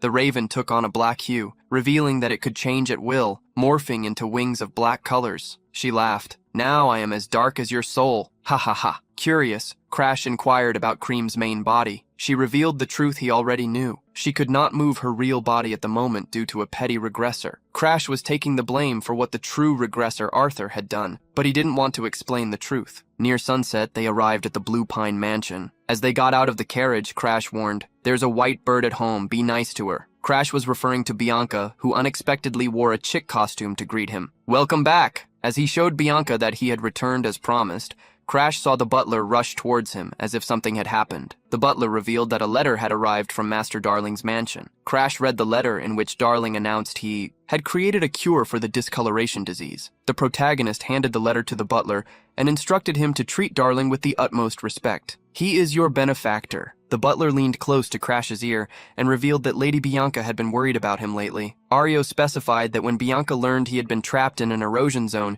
she immediately wanted to visit him at the main mansion. Crash had not checked Bianca's curse lock lately. This time he did, creating a dark hand that approached her. Bianca's curse lock was open. He could pass through it. Seeing Crash stare at her in surprise, Bianca asked if something was wrong with her face. The protagonist changed the subject and revealed he wanted to introduce her to his new friend. The black raven was about to fly when it was held by Bianca, discovering that the bird's name was Cream. She hugged it, even sniffing it. "It's soft as whipped cream." Crash ended up realizing how much Bianca loved animals.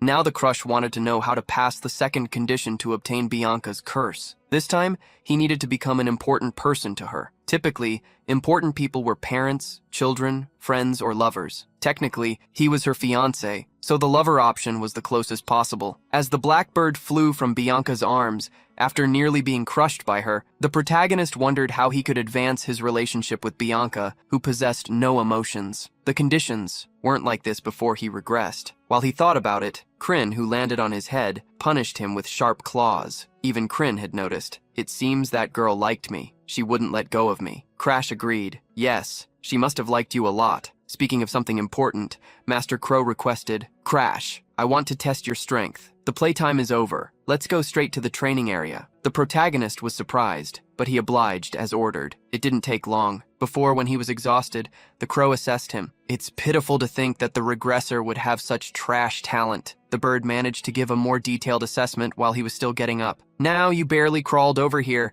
using your past experiences and secret techniques, but this effort will be surpassed by a true genius in less than 5 years. However, this will only happen if we are talking about pure talent. Talent means nothing in front of me. Cream recalled the skill that Crash possessed and advised him. If you lack talent, just steal it from someone else. You, who have never been able to escape the bottom of the production line, I will be the one to lift you up. You will achieve everything from a place higher than the clouds. Lastly, the bird revealed the shadow of its true appearance and demanded, and after all this, you will even steal my immortality. Hearing the motivating words, Crash clenched his fist tightly and decided, well, this is going to happen anyway. A few days later, on a sunny day, Darling cheerfully hopped through the garden of the Blue Pine Mansion during his long-awaited visit. He ran towards Crash, who was practicing with his sword. You kept me waiting too long, sweetie. Crash, irritated, told him not to call him that, which only made Darling more excited. Getting to the main topic, the protagonist asked what he was doing at the mansion, while Crash continued to swing his sword. Darling Dunferlion searched through his bag. He pulled out a vial with a small pill and showed it to him. Here it is! Finishing, he handed the vial to Crash, smiling and looking for compliments. What do you think? Am I a genius or what? Crash thought it unnecessary to affirm the obvious. Darling observed the young man for a moment and suddenly tried to hug him. Crash quickly pushed him away, but Darling, who was trying to say something, seemingly remembered Annex. Crash was confused upon hearing the young man's name. Suddenly, Darling revealed the details. Annex had stopped training after losing to Charlotte, but had resumed training after the incident at the Sanctuary of Stars. The protagonist couldn't believe that the traitor had actually been inspired after being defeated by him. Sighing, he claimed not to care about Annex and told Darling to go home. At that moment, a black crow landed on a nearby tree and interrupted Crash, warning, it's fine for him to stay. I intended to use an elixir to strengthen that weak body of yours anyway. Ask that man with the alchemy star to prepare some elixirs for you, a special medicine that boosts physical attributes and aura when consumed. Darling had still not left and was pouting, trying to convince Crash to let him stay a little longer. The elixirs were extremely expensive and sometimes involved secret manufacturing techniques passed down through family lineages. They were meant only for a few selected ones, far beyond Crash's knowledge. In his past life, the crow warned that it knew a formula, so they would just need to convey it to the alchemist. Thus, Crash obeyed the crow and informed Darling, there's one more thing I want. As soon as he heard that Crash wanted, he chirred. The young alchemist asked if, by any chance, the news about the Nix had ignited his thirst for growth. Still, Darling questioned whether Crash could obtain the materials, as the Valheim family did not support him. Having knowledge from his past life, Crash was confident he could acquire the items. The crow, perched in a nearby tree, instructed Crash to repeat the recipe as he mentioned it. Thus, the protagonist listed the ingredients one by one, witnessing Darling's expression change with each moment. Mouth agape, surprised, shocked, and overwhelmed by the complexity of the elixir, he began jotting down notes. In the end, he realized it would work, and was amazed. Wow, where did you get this kind of information? The crow felt proud to see a talented alchemist recognize its formula. In response to Darling's question, the protagonist simply stated that it was a technique passed down within the Valheim family. Darling agreed to make the elixir, but there was a problem: how to obtain the materials. He wouldn't even be able to get his hands on the sun fungus of the heat snow or the golden dragon herb. First, the heat snow fungus grew in Harden Hearts, but the mountains were steep and erosion was severe, making it almost impossible to find. Regarding this item, Crash thought to ask Bianca, since her family was from Harden Hearts. Then there was the golden dragon herb, which was said to only grow near golden dragon nests in the remote regions of the Empire. They might be able to buy it in the black market, but if the Empire found out, it would be a headache if there were no other options. Crash would have to find an underground cellar in person, but Darling knew a better way. There's a junior martial arts tournament held in the Ephania Empire for those under 15 years old. All you have to do is come in first place. The reward for this tournament is the golden dragon herb. What do you think? Good idea, right? The protagonist scratched his head, reminding Darling that he was from the Valheim family. The Empire was likely using this tournament to gain political leverage against the Academy. If a Valheim participated, things would get complicated. However, Darling had a plan. He took a pink vial and told Crash to drink it. As soon as the protagonist consumed the contents of the vial, his hair grew, and his body was altered. He was transformed into a woman. Excitedly, Darling revealed the plan. Anyone can participate in the tournament as long as their identity isn't revealed. Right, all you need to do is enter the tournament as a girl. Crash, the crow, rolled his eyes at the alchemist's plan. Crash was the one who became even angrier. He unleashed his corrosion energy and made Darling cry as he deeply apologized. A few days later, Crash found himself training with the crow. The bird created blades of dark energy, imbued with a slight crimson hue. Crash closed his eyes, concentrated, and wielded the sword, facing the attacks. The volume of strikes created by Cream overwhelmed the young man, forcing him to be quick. When finally Crash fell, Master Crow warned that they would only go this far. The pure blade technique I taught you this time is a style that reads the enemy's attacks without retreating. It's a high-level technique to instantly understand your opponent's movements. But combined with your natural intuition and sixth sense, you've reached a realm that almost approaches future sight. Cream believed that if he used the elixir to strengthen his body, his movements would reach the speed of thought, making him stronger. He announced that it was time to leave. Crash prepared himself and followed. Where are we going? In Crash's hands was also a small blue potion. A few days earlier, he had obtained the medicine from Darling, who warned that not even detection magic would discover it. He would use the potion to disguise himself. Discovering the potion's effect left Crash extremely irritated, as Darling had turned him into a woman as a joke. Even days later, he still sighed at the thought of the ordeal he went through. Soon, Crash found himself with the butler waiting by the carriages. The area had managed to make contact with the lawless zone, and a merchant would help them enter the Empire illegally. A young girl with pink hair, in front of a cage where there was a fox, introduced herself and asked him to hide, seeing that he was going with a dealer of erosion species. Crash believed they would be able to enter the enemy kingdom. He thanked the butler, leaving the Blue Pine Mansion. Under his, command, the butler accepted the mission, releasing an aura of justice. I will not let anyone in, even if the visitor is the head of the family. On the day that Darling delivered the medicine for the discoloration disease and Crash handed it to Ariel,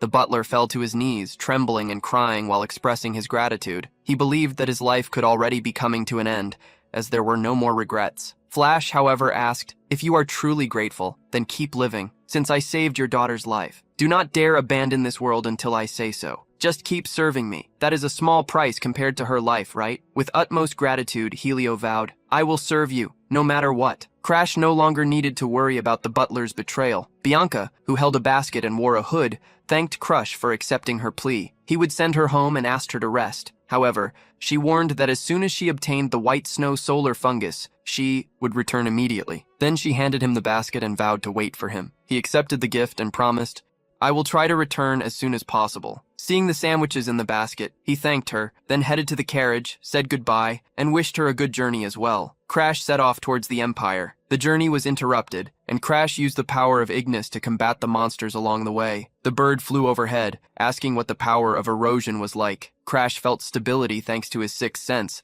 as the merchant was taking a route that avoided eroded lands as much as possible. Crash could not absorb any unpurified erosion along the way, only fighting against small prey. While Crash and the Raven conversed, the merchant guided the cart while eating an apple. The apple suddenly fell. The crime warned that something had happened.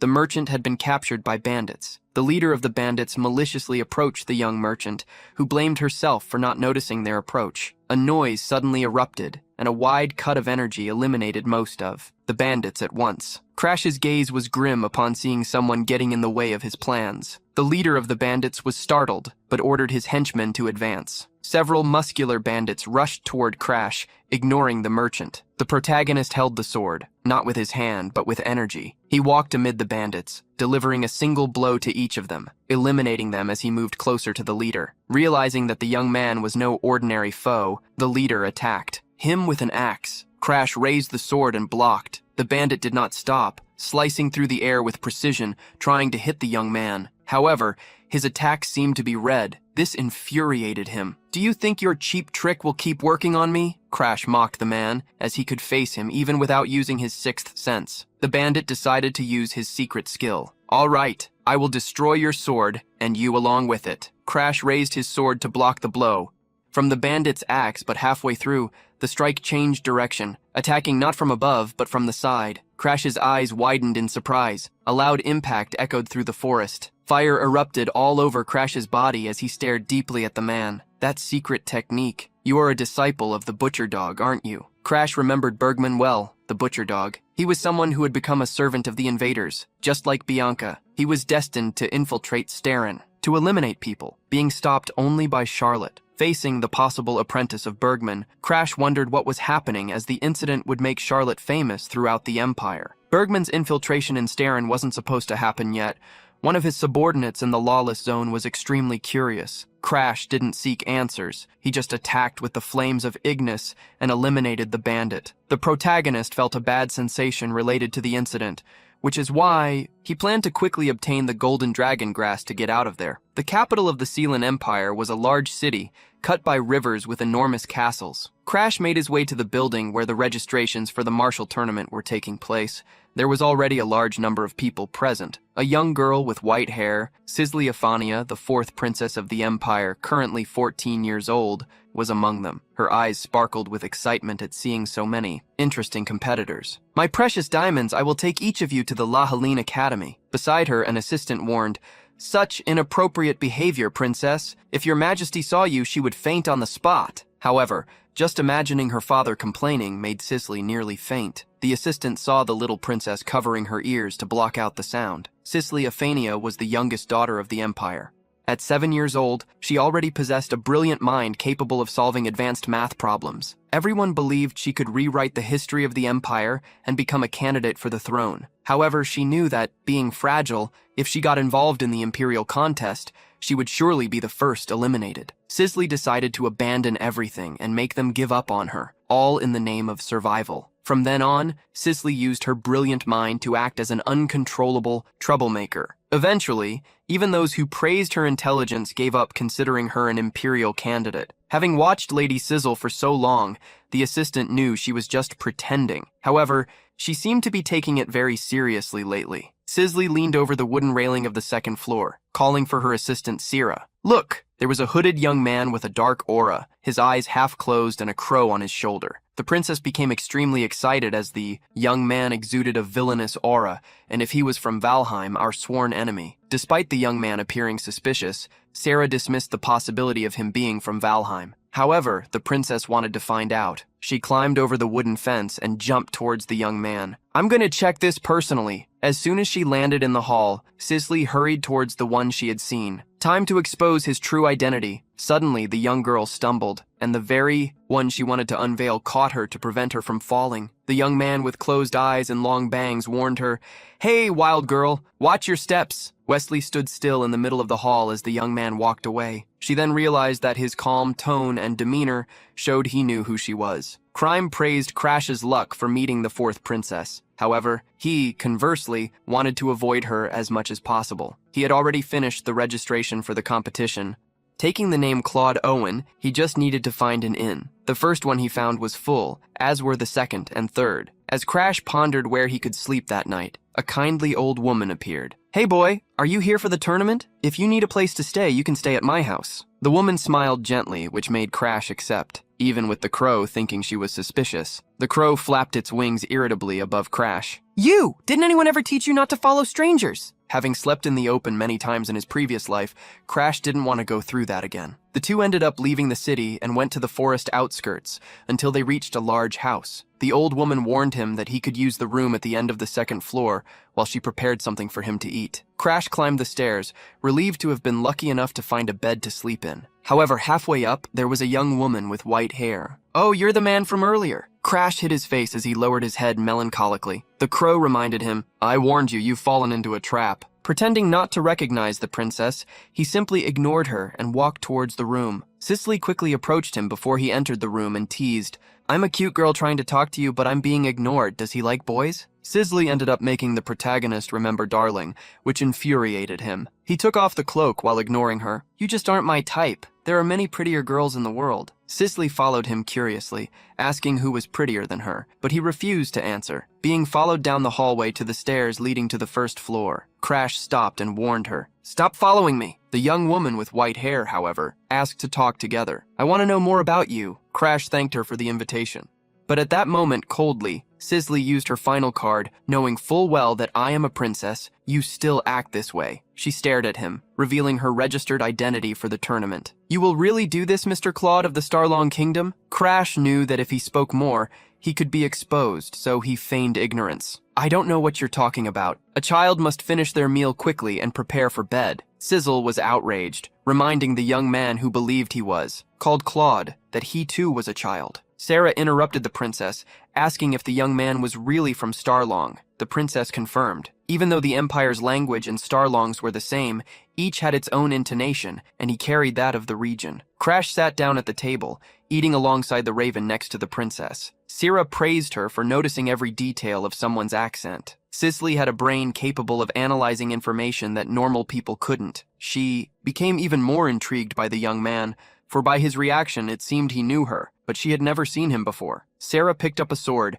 asking if she should capture and interrogate the young man. Sissy quickly interjected, changing the subject, and asked if Sarah had found out anything about her sister. Sarah confirmed with regret. "As you predicted, the third Princess Sigrun seems completely different compared to a year ago, receiving the treatment of disdain from her sister." Sizzle had already noticed that Sigrun was no longer who she used to be. She believed that in this way, the first and second princes were in danger. A red rain would fall upon the imperial palace. The day of the competition arrived. Crash's punch came like thunder, launching his opponent to the other side of the arena. Everyone was surprised and heard the announcement of the end of the preliminaries. The 4 winners would advance. Everyone watched the young man with curiosity.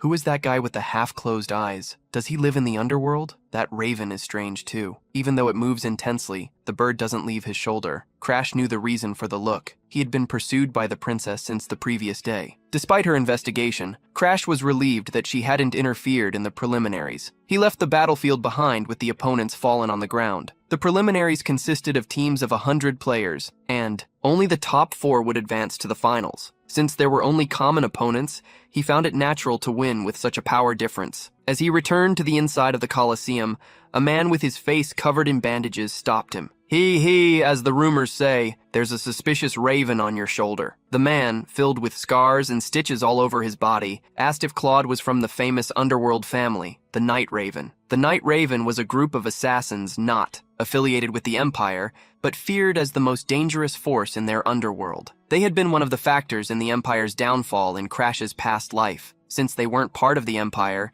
Crash didn't know much about them, but he had heard about them. After entering the academy, he stated that the man was mistaken, thinking he was being threatened. The bandaged man jumped back. "Ow! Take it easy. I have no idea who is behind you. I just wanted to get along with friends from the underworld." He waved to Claude and said goodbye. "Pleasure to meet you, Night Raven." And with that, he fled. As Crash appeared deep in thought, the raven on his shoulder asked if something was bothering him, wanting to help. Cream flew off, left Crash's shoulder, chased the bandaged man, and attacked him psychically before returning. The raven revealed that it had brainwashed him, proving useful by calling the bandaged man back. Crash asked what had happened to the Night Ravens. The man revealed that they had faced a crisis not too long ago, and if they were destroyed, they attempted to participate in the martial arts tournament on the orders of the new master, questioning who the new master was. Crash heard the answer. He is the second prince of the Aphania Empire. Upon seeing Crash's surprise, the raven asked if something was wrong. The protagonist revealed that the Night Ravens were a trap created by the Empire to capture nobles. They were used to manipulate the movements of the aristocracy. The imperial family had been the master from the beginning. Thus, calling him the new master is strange. The fact that Night Raven and the imperial family are originally connected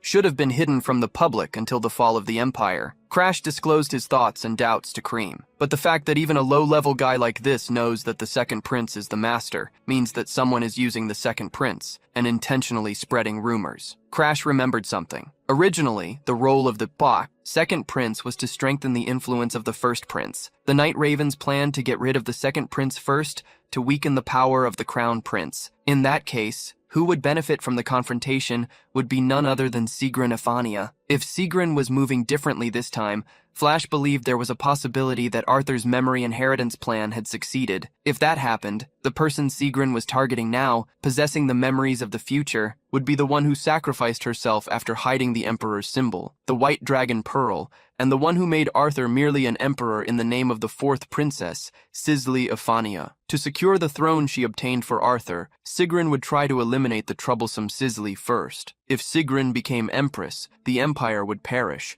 leading to a global flow of erosion. To prevent the end of the world, Crash realized he would have to interfere with these plans for the sake of the world. Sigrun and her ability became his new target. The protagonist asked Kryn for help. The Raven believed that a returner would generally try to act only based on the information they had, but how would deciding to lend their power help this time? Changing the subject, the Raven asked what they would do with the man in the stripes. The protagonist allowed him to be let go, since he had fulfilled his purpose. Kryn, however, wanted to make him a servant and marked him with a star. "Go back to where you belong!" The man staggered off. Kryn asked the protagonist what they would do. Now, Crash decided, "It's time to use our appearance. In this form, we will find the true Raven of the Night hidden in the finals." At the same time, in the underworld, a hooded being silently ate with a toothless mouth. "Claude, did you say there's someone named Claude? To think someone would pretend to be me, a member of the Ravens of the Night." Shadows began to gather around that long-haired person with red eyes like a crimson energy from the dark. "I will teach you a lesson." Back at the Rappergeur martial arts tournament in the round of 32, Claudia used her legs around the opponent to make him foam at the mouth, defeating her enemy. The protagonist raised his raven in his hand while he listened to the winner of that battle. "It's Claude!" In the stands, everyone shouted the name of the Raven of the Night. The protagonist kept his face hidden, impressed that everyone was convinced of his false identity, but hoped the true Raven of the Night would appear soon. Before leaving the arena, the protagonist spotted Sisley and Sira in the stands. The princess had come to watch him, even after he had warned her on the night the preliminaries ended. The princess met with him to say she had heard he won, but she became curious seeing that Claude's gaze showed concern. The protagonist replied mysteriously, "It's nothing, just you certainly have a strange life." Confused, the princess asked if something had happened, but he simply ignored her, unwilling to talk, and warned, "Mind your own business. The main finals are tomorrow, so I'm going to sleep." The princess brought her hand to her face, sighing. She knew something had happened and wondered where Claude got his information. She called for Sira and asked if they could really trust the Empire's spy they had hired. Sira frowned and decided to confirm the information just to be sure. The fact that Sizzle was still there, despite Crash's warning, meant that she must have noticed Sigrun's plan. Looking at the one she knew as Claudia, the princess murmured to herself, "Night Raven, that name isn't cool." Having gone through the finals, Crash now awaited the real person to show up, while wondering if the princess knew he was just pretending to be the Night Raven. When he returned to the Colosseum's hallway, he encountered a woman with long hair, her tongue sticking out, who questioned him. "Hey, is it fun pretending to be the Night Raven?" The woman was leaning against the wall, just like the bandaged man from the previous day. Crash smiled wickedly, though surprised. "I didn't expect you to reveal yourself so soon." The woman quickly grabbed 2 daggers and lunged at him. Crash watched her and dodged each strike until she jumped directly to stab him, and he held her wrists. With her arms immobilized, the Night Raven employed another tactic. Bone arms emerged with sharp claws at the tips and an embedded aura of erosion. "This is your end, boy." However, Crash managed to overpower her, shattering the bone arms with a headbutt. He also hit her in the face. As he knocked her down, he demonstrated his superiority. "It's futile. Dark arts strengthened by the world's erosion don't work on me." Evalaske, the one controlling the woman who attacked him, was astonished. As he discovered my true identity, the protagonist approached the woman and questioned, "Is the tiger holding your heart? It's not where you are now. I have something to discuss with you." The woman in front of him, being merely a puppet, stammered, unable to respond. Crash pointed at her and offered a deal. "I will use my ability to retrieve your heart in exchange for you telling me everything about Sigram's plan. Hand over all the information about Evalask Benapote, the necromancer." In a distant place, a young girl in glasses and pajamas under the covers clutched her bag of chips, startled. Necromancer Evalask Benapote was a world eroder, whose heart had been stolen and held captive by the Empire for 1,000 years. In the past, Arthur had introduced her, saying she might be useful. The generation of the Blue Skies didn't care much about this girl, and Crash had only heard that she was the only necromancer in the world. He didn't know she was the Night Raven. Pausing to think, Crash realized that if what attacked him was only a zombie, it wouldn't reveal information, even if it failed. A necromancer controlling bodies, ravens clustering around them, and a family of masters. All signs pointed to the association with Evelask. As the Night Raven was eliminated while Crash was in the academy, he never knew their true identity. The protagonist wondered if she had disappeared because she was captured by Arthur. The protagonist kicked a random door and found, behind it, a young girl in the midst of trash and spider webs. She curled up under the blanket, moving away. Crash pulled the blanket, revealing the young girl with long hair, orange streaks, and white raven brooches in her hair. Touching Evelask on the chin, he made her lift her head. The 1,000-year-old girl stammered in fear. "What are you doing? You said you would find my heart."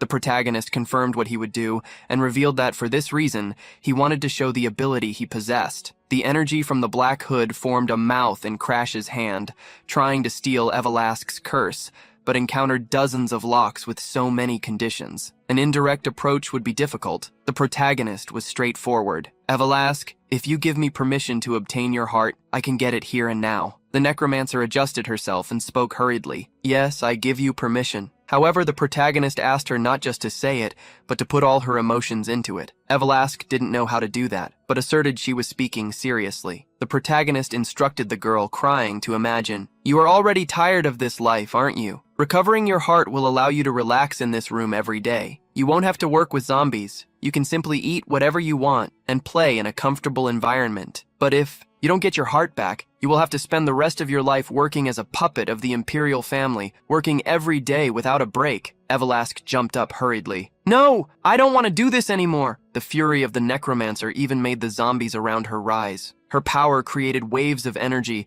that almost forced Crash to retreat. Having worked for over 1,000 years, Evelask cried as she pleaded, "Save me, Claude." The protagonist then revealed, "You have no choice but to trust your heart to me, right? This way, you will never have to work for the rest of your life." Evelask began to cry out, encouraged by Claude. "I don't need a heart like that. I give it to you so that I can be free." The protagonist encouraged her further. "Offer your heart in exchange for the true desire hidden within your soul, Evelask." He placed his hand on her head and asked, "Trust me." The girl cried to the point where bubbles of mucus formed. "I want to play for the rest of my life.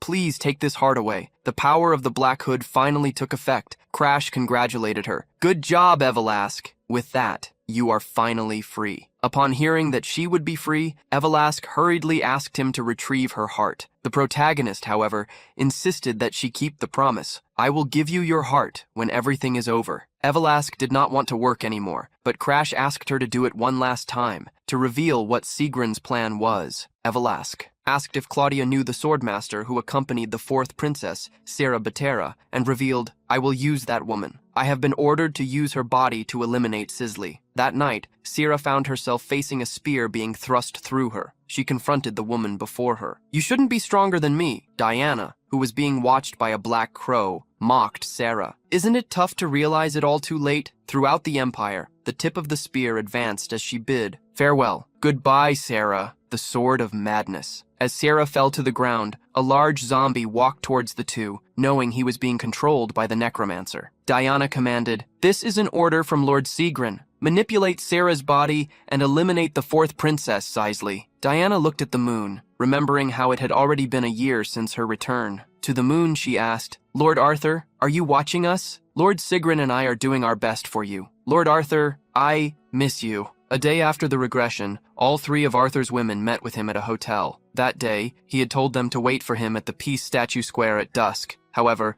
Arthur did not show up that day, when even the beautiful had disappeared. Mary asked Sigrun, who was with her, if she couldn't find Lord Arthur. They wondered where he could be now after a year of waiting. Diana still persisted.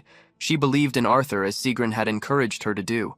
Mary swore that before Lord Arthur returned, she would regain her strength and become the strongest spear. Looking back at the hulking zombie, she called to Evelask, who was behind him. She asked, curious, "Is the young man with the raven who was in the tournament one of your bodies?" The zombie confirmed, and Evelask was praised. "You have good taste.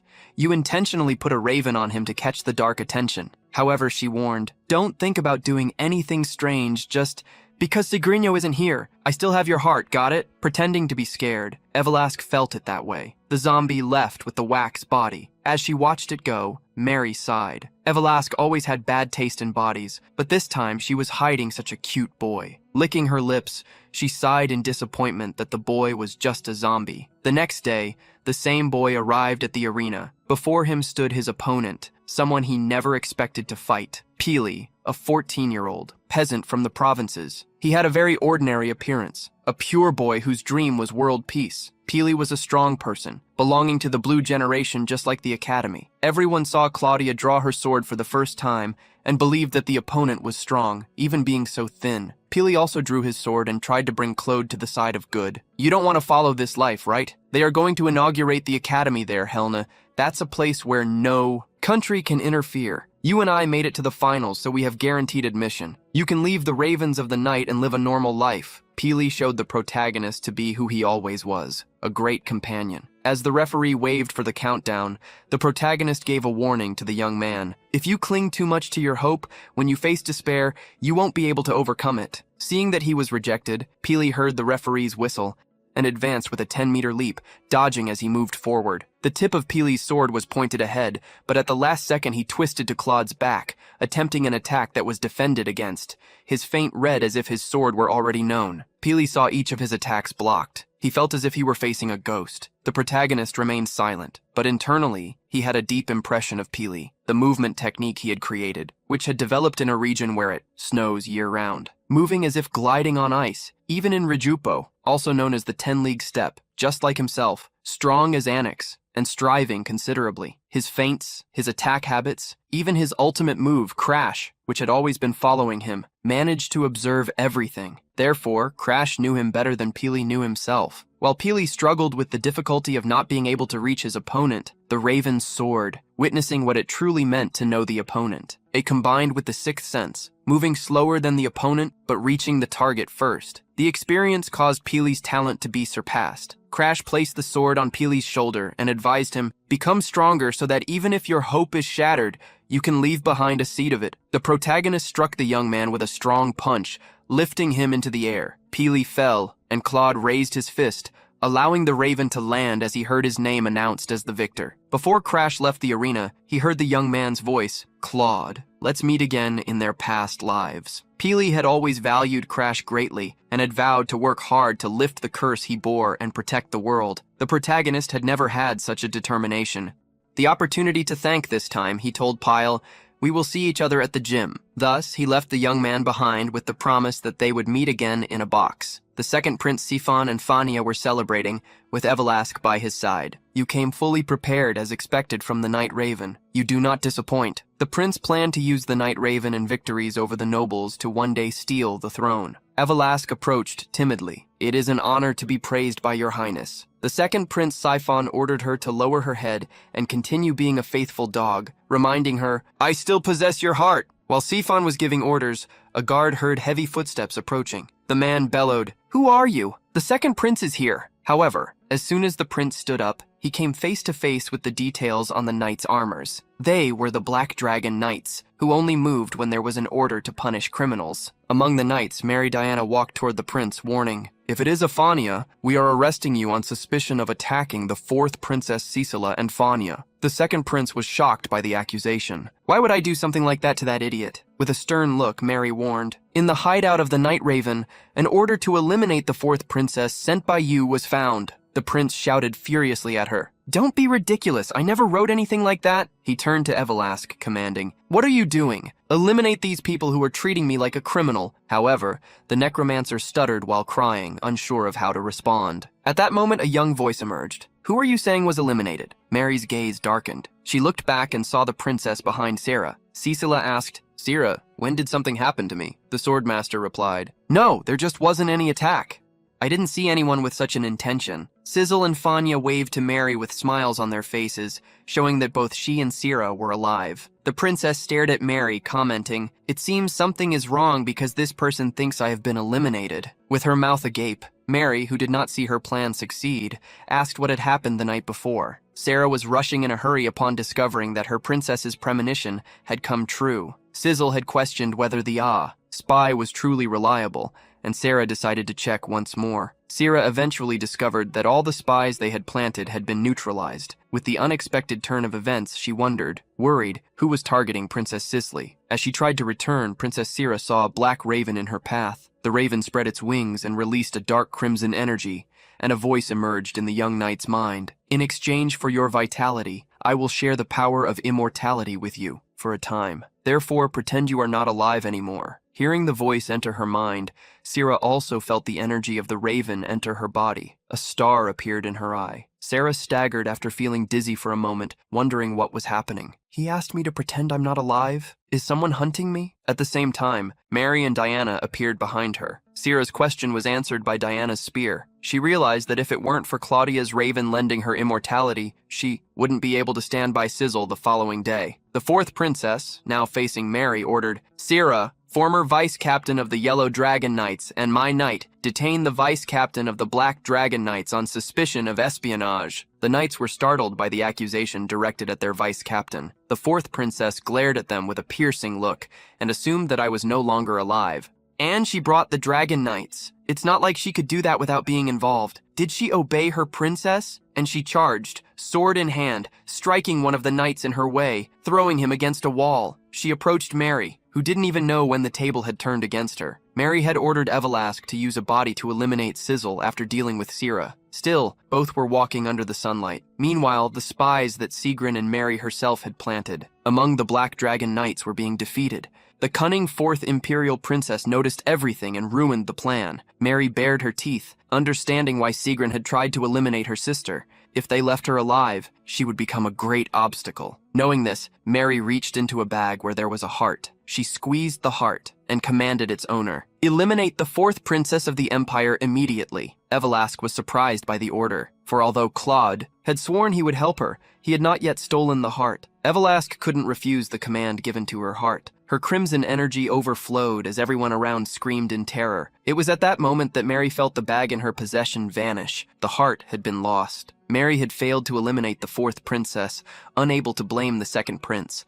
And lastly, Evelask's power had been controlled. Mary realized that she had failed in everything. Her expression turned dark and worried. Without a plan, she imagined that her last resort would be to eliminate the fourth princess personally. With everyone's attention focused on Evelask, Mary Diana felt that this was her last chance. She released a powerful golden energy and vanished using the fastest speed in the world, the ability acceleration to launch a thrust against the princess. The tip of the lance quickly approached Sizzle's neck, but ended up hitting a dense metal that carried a dark energy. Sarah gasped as she saw Claude move. Mary, being blocked, thought she had gone crazy. Like a mere zombie, she stopped. My acceleration, called the Divine Lance. Claude mocked Mary's simplistic thought, who was shocked to realize that the one confronting her knew her. The second prince realized this was the chance to escape the accusations and shouted, "What are you doing? Arrest this person immediately!" A dragon knight took the lance from Mary's hand, while others held her back. Diana, for attempting to eliminate someone of royalty, we are arresting you. Mary was dragged by the guards as she realized she had messed everything up. She understood that her mistake had been to act after her plan had been exposed.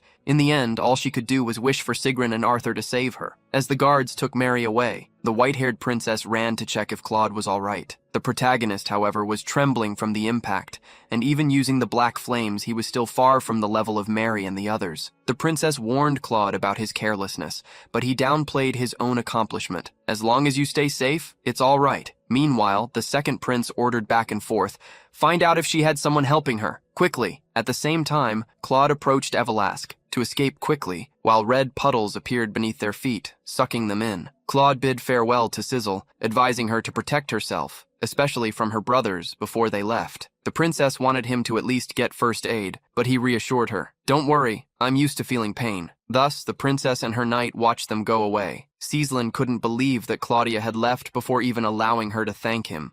She remembered that Claudia had said she was going to the gym and decided, I will pursue him until I can repay this debt. In a carriage in the forest, a red puddle opened up. Upon entering the carriage, Claude revealed to Evelask that it surely is convenient to have the ability to move. It would have been quite useful if there were no restrictions on its use. It was a pity that living beings could only be moved to nearby places. Evelask then handed over the golden dragon grass that he had requested.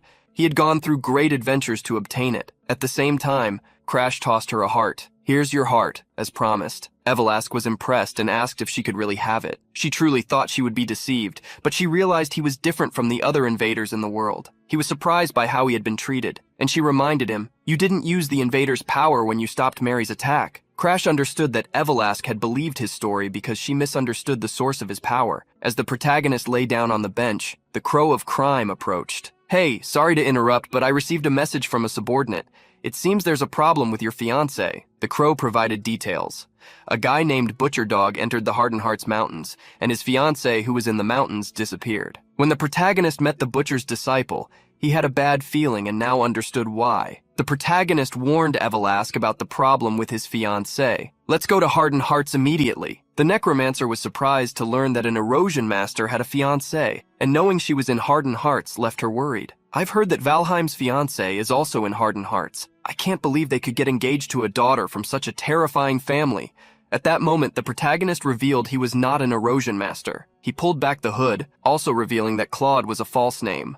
The protagonist revealed his appearance. "My real name is Crash Valheim, the youngest son of the Valheim family." Revealing that she had gasped in shock, she stuttered, almost flipping the carriage upside down. Valheim, Claudia was a Valheim at the same time. In a cabin in the snowy mountains of Hardened Hearts territory, a young woman was crying, blaming herself. If I had honestly said that I had the white snow sun fungus back then, Bianca would not have gone to the mountain. She was Jennifer, Hardened Hearts, the second daughter of the Hardened Hearts family. A man with a star mark in his eye tried to gather more information, asking Lady Jenica why she had gone to the mountain with Lady Bianca. Jenica revealed in tears, "Because the flower cannot be bought in the market. That idiot. She went to collect the white snow sun fungus by herself. I didn't think she would climb the mountain alone with just a book. That's why I tried to search for her with a secret group a few days ago." Jenica chased after her sister with a group, climbing the mountains while trying to get her to come back. "I will prepare anything that flaw of the Valheim needs, so let's go back." Bianca, however, warned, "Sister, Mr. Crash is not a flaw." She also wanted to know why her sister had gone there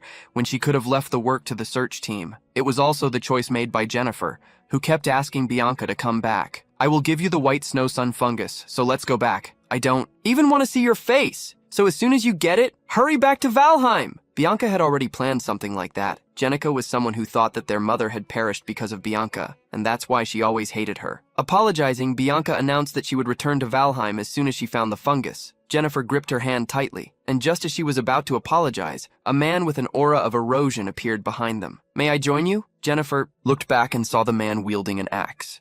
To eliminate the entire search team using a dog-shaped iron mask, he glared at them grimly. Jenica couldn't even comprehend what had happened. One of the men from the search team had survived. He held the butcher while shouting for the young ladies to run away. The butcher cursed the man who grabbed him and interrupted his fun. Bianca held Jenica's hand, pulling her quickly so they could escape. The butcher ended up losing track of the perfect prey he had found. He began walking through the snow, laughing as he called out for the hidden girls. Jenica could hear the man making jokes, and Bianca kept her expression neutral and warned, "Sister, I promised the crush I would return with the snow-white sun fungus." Jenica couldn't believe that Bianca kept talking about her fiancé. At that moment, she had an idea. "We're equipped with artifacts different from that guy's. We can walk safely in the snow if we head towards the chasm area. That might delay him." The butcher chased after them and overheard their conversation. The two girls managed to reach the icy gorge in time. Jenica, standing next to her sister, apologized but was afraid to move on. Bianca, however, wanted to continue. She pointed to a rock in the middle of the gorge where they could jump. Jenica, however, was frightened. "If we fail, it will be our end." Bianca remained calm and warned her, "If we stay, it will also be our end." At that moment, the butcher caught up with them and tried to convince them. "Young ladies, it's dangerous to stay here. Come with me." With her back to the icy ravine, Bianca shouted, "Now!" She grabbed her sister's arm and jumped, pulling her along. The butcher tried to reach out to follow them but couldn't catch them. However, he saw that the two had fallen onto a nearby ledge where he could jump. Laughing, the butcher leaped toward them as he was still falling. Bianca shouted, "Jenica, trust me!" Jenica didn't understand what her sister was planning to do and simply watched her distance herself. Bianca jumped against the butcher's body, and they both fell into the dark gorge. Since then, Jenica had been crying, from the exit of the gorge to the arrival at the camp. She recounted the last thing she had seen. According to the search team, the place where Bianca fell had a lot of snow, so she might still be alive. Nonetheless, Jennifer blamed herself for suggesting the ravine area because if she hadn't, Bianca wouldn't have jumped into the abyss. Jennifer kept crying, berating herself. If I had said I would give her what we had at the mansion, if I had been honest from the start, we wouldn't have encountered that monster. The man accompanying Jennifer tried to soothe her, saying, Bianca's law must be safe. While Crash figured out what had happened, Jennifer argued with the man. Don't say something so irresponsible. It's been a week since then. Even if she managed to escape, she only knows how to read books. She wouldn't know how to survive in a remote mountain. In the meantime, Bianca slept on a bed of warm leaves. There was a splint on her broken leg. Bianca drooled as she murmured in her sleep, Crash, I want to see you. When Bianca woke up, she removed the bandage from her foot. It had been several days since she was surviving solely thanks to the warmth of the mushrooms. Her body was reaching its limit. After falling into the ravine, she continued to wander aimlessly towards the highest point where she could be rescued. She found a place where the warm mushrooms grew. As the name suggested, they naturally emitted heat. She endured the cold thanks to them, managing to find a cave. There she kept safe, using a survival book as a reference. But the cold, her injuries, and malnutrition brought her to the brink, causing her to constantly fall asleep. She wondered if she would be able to hold on. What kept her mind occupied the most was the promise she made to Crash. At that moment, a man with a dog mask sniffed the air, finding his prey. Unbeknownst to her, the hunter was approaching the cave where Bianca was. Hungry, she left the cave in search of food. She found an acorn, perhaps dropped by a squirrel. The moment she bent down, an axe flew towards her, hitting a tree. The tree was cut by the axe and fell onto Bianca. The fall created an impact that raised the snow around. Bianca had rolled on the ground, dodging. Before her, the grim hunter emerged with a look of irritation. What a scary thing! You aren't changing your expression at all. The dog-masked figure never imagined he would have so much trouble just to hunt a Valheim's wife. Lifting Bianca, he advised her to stay quiet. That way, she might have the chance to go home. He stole the ornament from her hair, something that looked expensive. If I sell this, I can get some money. Bianca missed home. The days that should have been fun reading books while watching Crash train, all the days spent by his side, left some impression on her heart. Even without emotions, she knew those moments were enjoyable. She wished to have emotions so that she could feel even more comfort and happiness regarding those moments. Bianca murmured, I want to see your desire, Mr. Crash. The moment her voice was heard, a hooded being overflowing with hatred in its gaze appeared behind the hunter. A single punch thrown by Crash made the man bend, releasing Bianca. The masked man stepped back. Who are you? Crash held Bianca in his arms, praising her for managing to survive. Now she could rest and leave the rest to him. Their eyes met, and Bianca fell asleep, placing Bianca on the ground. Crash let the raven, Cream, take care of her. Cream, before they reached the Nevada region, warned that both he and Ebelask could not become a combat power for him, as they had no obligation to cooperate. That would violate the Infiltrator's code. The Raven would not be useful in battle, and Crash knew how Ebelask feared. The master of the crazy dog would face him alone, but had been warned the last time he found an opening. But the butcher was still stronger than him. It didn't matter how strong the man was. Crash was convinced that he would be the victor. As the young man's aura overflowed, the butcher recovered his axe and bellowed, Who are you? Why are you interfering? Crash demanded. Give it back! The single word left the butcher confused with the energy it commanded. Crash retrieved the hair brooch. This belongs to my wife, butcher dog! Bergman immediately charged upon discovering who the young man was. Crash blocked the attack. The enemy was strong, and he could barely keep up using his sixth sense. The butcher had an aura at the upper tier of the expert level. The butcher marked Crash as a target. The reward for the rescue would increase tenfold. The axe attacks continued, but Crash blocked each one of them. The protagonist was able to launch wide attacks, but the axe strikes also blocked him. The grinding combat continued, and the butcher laughed maniacally. Are you going to keep blocking an attack? He managed to push Crash back. The blow hit him and knocked him away, causing him to drop his sword. Having enjoyed himself, the butcher now planned to finish the battle. However, looking around, he realized the boy had vanished, while Kryn watched the fight sitting on Bianca's head. The butcher tried to sniff out Crash. The protagonist emerged as he stood up. He had covered himself with snow. He attacked the butcher with a punch to the side of his body, causing internal wounds to his ribs. Even with the blunt sword strikes, Crash couldn't expand his dominance against the brute force of the enemy. To charge a more powerful attack, he used the flames of Ignis, seeing that the boy was truly determined to eliminate him. The butcher's eyes widened in complete shock. Before the fire attack occurred, Crash felt the world around him shake. The Ghost Bond skill had fallen upon him, sealing his movements. The butcher's voice reached his ears. How does it feel? Can you withstand knowing that the rescue team would arrive soon? The butcher didn't stand still. He attacked Crash from behind to finish him off before anyone could interfere. Crash felt his senses being destroyed. The secret technique seemed to use sound to channel aura and paralyze the nerves. The old Crash would have been eliminated a long time ago, even upon discovering what was happening, but being someone different, he pushed all his aura to the absolute limit and activated hyperperception, awakening the sixth sense. As the butcher walked towards him, Crash was already planning what to do. He stood still, deceiving, allowing the enemy to be arrogant. The butcher attacked, but the swing of his staff was just a bluff to see if the boy was really trapped. With skill, Crash saw the attack pass through him without doing anything. The butcher had previously noticed that the boy defended himself in an abnormal way. There was a possibility that his ability was not active, therefore he kept his distance, knowing the young man was dangerous. That was not enough. Crash, with his eyes closed, shattered the handle of the axe and his flame-filled sword, surged towards the man with the dog mask, realizing he would have to be even more cautious. The butcher began to taunt the young man, reminding him that he could still attack his young wife, but Crash did not fall for the provocations. When he saw the boy look in another direction, the butcher jeered, "What's wrong? Are you finally suffering from phantom binding?" With such an idea, he conjured an ability that summoned various ghostly axes. The battle technique advanced on Crash, who sighed, lightly with the sword above his head. The protagonist blocked each of the attacks, but the pressure on him was immense. Next to Cream, Ebelask, also in bird form, asked if the young man would be okay. She really wondered if she should step in, but if it were her to eliminate Bergman, his master would hunt her down. Bergman's master was the so-called Mad Dog, a monster that would hunt her to the ends of the earth. Suddenly, Bergman walked towards Bianca and the birds, and Ebelask noticed and lifted her wing. She did not want to be a coward who does not honor her debts. At that moment, Kryn pushed her, throwing her aside. Crash had chosen to fight this battle, and the Raven wanted to see him win. Therefore, he asked Ebelask to have a little more faith in him. Ebelask tried to calm herself, swearing she would find a way to bring Crash back to life.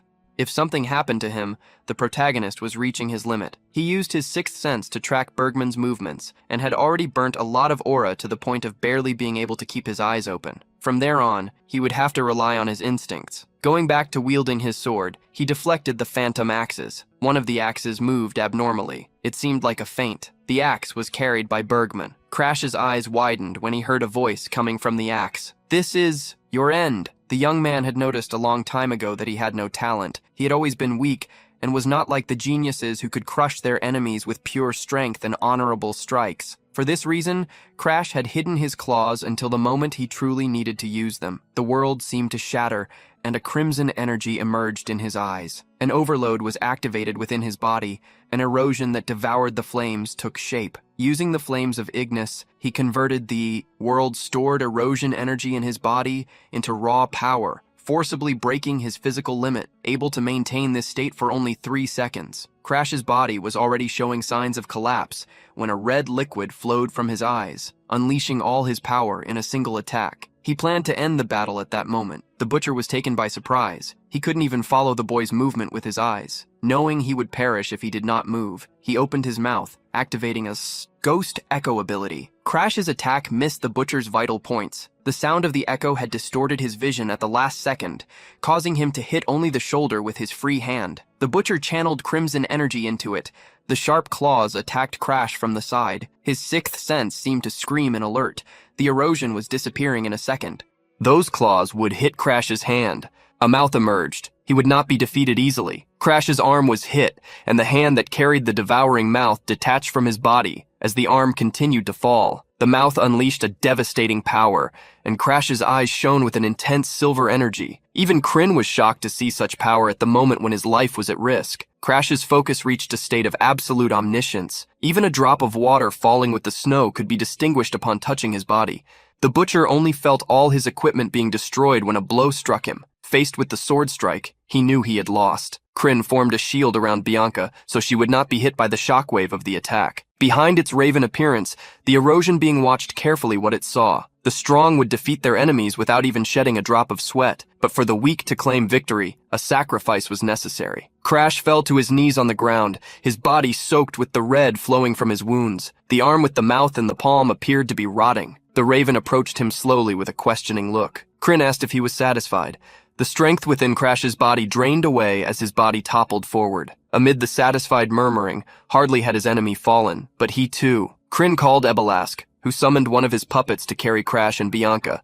With a magic circle, they returned to the Blue Pine Pavilion. In Crash's previous life, when he met Bianca, one day she recommended that he express his emotions more. He had an irritated look and was asked what hurt more, having emotions or not having any at all. He warned that regaining emotions in the state she was in, Afaria would suffer a great shock. Bianca didn't care, even if she perished. He shouldn't either, since they were almost strangers. On the day the head of House Hardenhearts went mad, he destroyed the entire family. Bianca was the only survivor, saved by the genetic sister.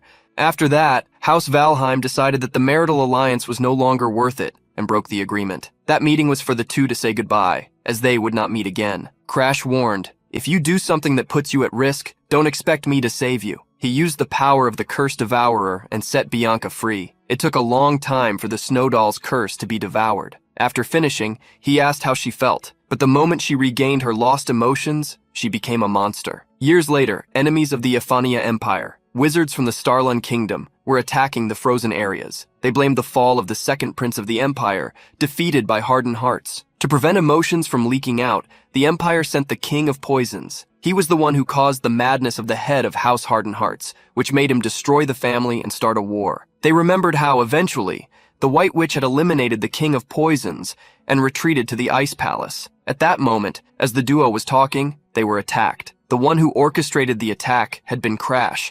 However, the attack made him be seen by a group of hidden soldiers. Crash had to flee, and amidst the snow, came across the castle where Bianca lived. He wondered if he really had to ask for her help. He banged on the gates fervently, asking Bianca to open them. The gate opened, and an ice magic emerged, shooting arrows at the soldiers. Bianca passed by Crash, greeting, "It's been a long time, Crash." What they didn't expect was for one of the soldiers to throw a sword at them, and that single blade hit Bianca, who fell in front of the protagonist. The nursery held her in its arms while Bianca murmured, "Do you remember what I told you about what was more painful, to have or not to have emotions?" Bianca finally revealed what had happened on the day of the incident when she was saved by Jennifer. Her sister had said something to her. "It's not that I hate you. I actually hate myself for feeling this. You are not the kind of child that people should hate." Hidden in the chest, she had to wait for the moment when it would be safe to come out. At that time, when she had no feelings, she didn't understand her sister's words. Feelings were contradictory and complex. Therefore, even when the Hardened Hearts house, which had made her suffer, collapsed, she felt nothing. Now that she knew such a feeling, she finally understood her sister's words. Jennifer loved her. She wished her heart had awakened earlier. They could have shared good moments with the family, talked to them, and maybe that situation wouldn't have happened. Bianca even thought that perhaps if everything went well, they could get married. Crash watched Bianca's farewell until the very last second she was alive. With that memory in mind, he woke up thinking of her. He felt someone touch his hand. Hearing Crash call her, Bianca said, "I am right here." The cream was sitting on him, watching him finally wake up while he wondered if he was in the Hardened Hearts house. Bianca asked if his arm hurt. The first thing he did was reprimand her for going to the mountain alone. She was confused because the idea was to get the warm snow fungus for him. Sighing, Crash sat up in bed, propping himself up with the only arm he had left. He took the brooch and put it back in Bianca's hair. With a smile, he stroked her head. "Thank you. This was exactly what I needed to elect her." Bianca changed the subject, remembering that I have no emotions and you worked hard to save me. I do not feel happiness or anger, not even sadness. What Bianca felt was that she could no longer bear it. She did not want to be someone without expressions forever. "I want to laugh with you. I want to cry with you, but I do not want you to lose your emotions and end up like me. If you cannot smile, I will not be able to either." Bianca held Crash's hand to show that she was with him. The crush asked her not to worry and revealed, "Unless you are the direct target, the effect of the curse is reduced by half." Upon hearing such words, Bianca made the request, "Please help me find my feelings again." The power to steal curses awakened within Crash when the second seal was unlocked, the one that required him to become the most important person to Bianca. Emotions flowed into her. That was the plan from the beginning. Crash extended the arm that was left to him in her direction, and among the bandages that hid the wounds, a tongue emerged. He smiled at the young woman, who jumped onto him, hugging him while crying rivers of tears. Crash always doubted that Bianca could express her feelings. How would the world now seem gray like before? Having cried for several minutes, Bianca's nose was swollen. She lay down on the bed with Crash, watching her return to her emotionless expression. Crash wondered if she was still processing all the feelings. Someone knocked on the door. Jennifer announced her presence and asked for permission to enter. Upon entering the room, Jennifer was surprised. "Bianca, what happened to your eyes?" Crash asked why Jennifer was there. She announced that her brother had asked her to invite Bianca for lunch. Since Crash was unable to move, she informed that they would bring his food to the room. Crash understood that this was a way to allow the family to talk to Bianca. Without even looking at Crash, Jennifer walked away. In Crash's past life, it was around this time of year that Jennifer had apologized to Bianca. The protagonist gave guidance to the young woman who had regained her emotions. If Jennifer changes her tone of voice, don't feel that you have to forgive her if you don't want to. Just ignore her. When this is over, we will go home together. Upon hearing him, Bianca looked side to side and, preparing herself, smiled to show she was happy. Bianca said her goodbyes and Crash waved at her. Immediately, he asked Ebelask to lend him his ears. Rats followed Bianca to listen to the Harden Hearts family conversation. If Crash threatened to destroy the place, should they say something to Bianca that displeased her? Cream, however, warned that he needed to worry about his arm first, and questioned him. "Do you really think you can steal my immortality at this stage?" As expected from a sharp returner, as always, shaking the stump that was his lost arm, Crash asked Cream not to worry. That was nothing a saint of the Holy Land couldn't fix. The Holy Land of Freedom was one of the 4 great nations. It was said there was a saint with divine powers capable of even resurrecting the departed. Cream questioned if he thought the family would spend a fortune to help him. However, Crash had another solution. He could change who would do the job. Cream was startled. "So that's why you recruited her?" Crash smiled mischievously. If it were Ebelask stitching a lost arm, it would be child's play. The little rat on Crash's shoulder smiled shyly. Cream cursed him for being a calculating bastard. However, it was just a coincidence. Crash never planned to lose his arm. The Raven questioned him if he thought he could restore his arm. He envisioned an item that might help him, the Sword of Darkness. The being behind the Raven was even more surprised. The Sword of Darkness, a legendary swordsman who had roamed the world. He was a genius of the raiding movement, known for eliminating enemies before they could see his blade. He was the most valued subordinate of the Crimson Garden. Kryn furiously rejected the idea. The swordsman was his masterpiece, and he would not give him up. Crash smiled at the Raven, questioning whether Kryn did not want him to become even stronger. Seeing the Raven make a fuss, Crash recognized that he cared about all the subordinates. Finding the weakness of the Crimson Garden, the main body, was actually simple. Arthur had already said that the Crimson Garden saw through the eyes of the subordinates, which is why it grew unknowingly tethered to them. With a saint by his side, if they continued to heal the subordinate while forcing him to answer questions, they would eventually find the location they wanted, just as Arthur had done in the other life. Crash planned to use such a method of persuasion. He remembered how the raiding style of the swordsman still existed. With a smile, he instructed, "You do not see everything. If you transplant the swordsman's arm into me, I can bring his legendary technique back to life." The Raven was surprised, turned his back to Crash, and wondered if that would be the subordinate's wish. The Raven told him to wait 2 days, and Crash thanked him. Thus, he managed to solve the problem of the lost arm. Now he would have to wait to see how the Valheim house would react to the news sent to them. Crash needed to clarify things with the Harden Hearts regarding his arm. He was also concerned about Ariad, even having reported that he was at the Green Pine Mansion. He would find out that Crash was actually at the Harden Hearts residence. The protagonist sighed, planning to send him to mind his own business. Still, he felt a bad omen regarding Bianca's conversation with the family. She gave a straightforward reply. "I refuse," the elder brother of the Mariokan Harden Hearts demanded. "Give the position of bride to Jenica." He wanted Jenica to marry Crash, who had possibly awakened his powers. Bianca, however, stated that she would not give up what she wanted. She would not abandon the position of Crash's bride, the only thing she was determined to protect. Mary Oaken blustered, "Do you think a cursed girl like you can fulfill that role?" Jennifer slammed her hand on the table, warning her brother that he was going too far, but he told her to think about the family. Seeing her sister at a loss for words, Bianca questioned, "What exactly has the family ever done for me? I couldn't care less about what happens to this house. From the beginning, there has never been a place for me in Harden Hearts. Father, brother, neither of you ever cared about me, did you?" Jennifer and Mary Oaken stared at her in shock. Bianca gave her ultimatum. "I have already made my decision. Even if I am expelled and lose everything, I will stand by Crash." Mary Oaken stood up furiously just as someone entered the room. The person was Crash, who claimed to have overheard the conversation and that he could not ignore it. Mary Oaken tried to get him to leave the room, asking him to rest. Crash held up 2 fingers to him. "There are 2 rumors spreading. The first is that I saved my wife and defeated the dog butcher at the cost of my own arm. The other is that the security of Harden Hearts is so pathetic that it cannot even stop the hunter. and allowed a direct descendant of House Valheim to be in mortal danger. He smiled as he asked which rumor was more convenient for Mariokin. With their father away, the young man grit his teeth, knowing that Crash wanted something. He pointed at Bianca, instructing her brother, let her do as she wishes, whether to continue with the engagement or not. Mariokin saw his sister run to hide behind Crash, who warned, I will not throw her out. The thing I care about the least is some curse. Mariokin did not believe that her sister had formed a bond with someone. He sighed, conceding. Crash remembered one more thing before leaving. Priest Harden would not be able to successfully heal my arm. The results will be clear in 2 days. Please report as soon as you see them. It'll be good for the priestess's reputation, won't it? Not understanding what Crash was planning, Mariokin decided to follow his plan. Jennifer, behind Mariokin, revealed her surprise. The sister was completely changed, holding hands with Crash. Bianca even asked if they should already get married. Away from there, a handful of wounds held a report. The man with white hair and a cloak covering his armor murmured Crash's name. Crash was trying to do push-ups with one hand, and it was harder than he imagined. To combine the sword-looting technique with a unique attack, he needed to focus the aura and the extreme blood poison on a single point. He tried to do it with one arm, but it seemed impossible.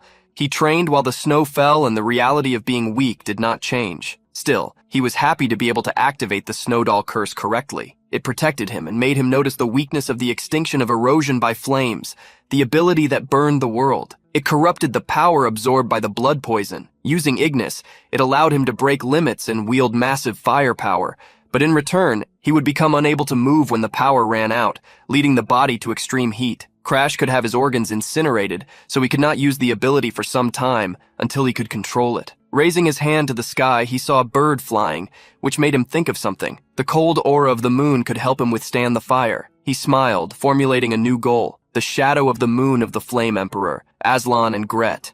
Crash decided to steal Aslan's curse. As soon as his arm was healed, Crash went to a large tree. That was Ebelask's home. The tree suddenly opened, and a young servant appeared. She was Unit 8, produced by Ebelask. The young woman had rabbit ears, which caught his attention. The inside of the tree was like the hall he had visited last time. The places seemed to be connected. Ebelask was happy to welcome Crash and showed an arm, warning that she was ready for the transplant. It was a dry arm, and its appearance made Crash question whether they could stitch it immediately, even though it was possible. Ebelask warned that it would hurt. A servant appeared with a hammer, and Ebelask asked if he preferred to undergo the procedure while unconscious. Ebelask smiled, advising him not to cry later. Crash sat down, and Unit 8 held the arm that was to be transplanted. Crash lay on the table, and the dry arm was placed beside him. Ebelask raised her hand over the dry arm and Crash's shoulder, releasing dark energy to begin the process. The arm started to move, and Crash had to bite on a cloth to avoid screaming. The regeneration and fusion of the arm were completed. Next came the connection between the nerves. A pain spread throughout Crash's body, originating from his arm like a lightning strike, finishing the transplant. Ebelask sighed, impressed that he had not passed out. The straps holding Crash were removed, and he stood up. The dark arm seemed perfectly attached to his body. Immediately, Crash used extreme blood poison, and the assimilation began. The arm that had seemed dry came to life. Around the arm, bubbles started to emerge, as if it were transforming into a monster attached to the young man's body, should he be unconscious. The arm that absorbed the extreme blood poison. He could go insane while adjusting the amount of aura. Crash allowed him to get used to it little by little. Soon, the arm returned to normal. It was in perfect condition, as if Crash had never lost the original. The protagonist analyzed the new arm, commenting on how it looked like the original. Crime approached, asking Ebelask to lend the training field so that Crash could learn the sword drawing technique. The young-looking outsider crossed her arms, warning that she was not Cream's servant to obey him. It was then that Cream commented, I heard you were looking for an ancient book called Hakutu. Ebelask's eyes sparkled. Lord Cream, she submitted, and ordered Unit 8 to guide them. Crash followed the maid while being questioned about how much he knew about the drawing technique. The protagonist asked if the technique was strong and was punished by the Raven's Pecs for asking a stupid question. Crime revealed that the technique might seem like a simple attack, but it was different. Unlike other techniques, it divided the stored aura into thin parts to exert maximum effect, making them explode. The granulated aura increased the acceleration of the explosion, and while still in the sheath, the sword would explode outwards. Crash still did not understand, but receiving the sword delivered by Unit 8, decided to try to reproduce the skill. The Raven ordered to let the arm act on its own. The sword was inside the sheath. Crash smiled confidently. He had a good teacher, and the original arm that used such a technique had everything. All that was left was his will. He decided that until he could reproduce such a technique, he would try again and again. A few days later, Crash was still trying to execute the sword drawing technique. The aura overflowed from the weapon, and when it reached its peak, he drew it, unleashing a devastating blow. Unit 8, training with him, dodged and reported how he was still managing. Seeing the sword with the eyes, the technique was fast enough to not be seen, so to reach it, the sword also could not be perceived. Crash understood that this was an aura problem. He would need to return to the Blue Pine Hall to learn the next technique and become stronger. He thanked Unit 8 for helping him train, but she didn't need any thanks. On the contrary, she tried to motivate him. Lord Crash, please have more confidence. Someone with a unique number like mine is at the level of master fighters.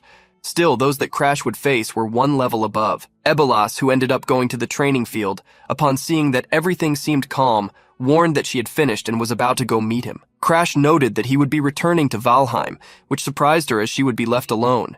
He explained that if she went with him, they could be discovered, so she could stay where she was if she wanted to. Ebelas, who felt a bit of fear remembering how there were many frightening people within the Valheim family, Crash asked if she was talking about the 5 ancients. They would definitely take note. He asked her to stay there. He also had something he wanted to request.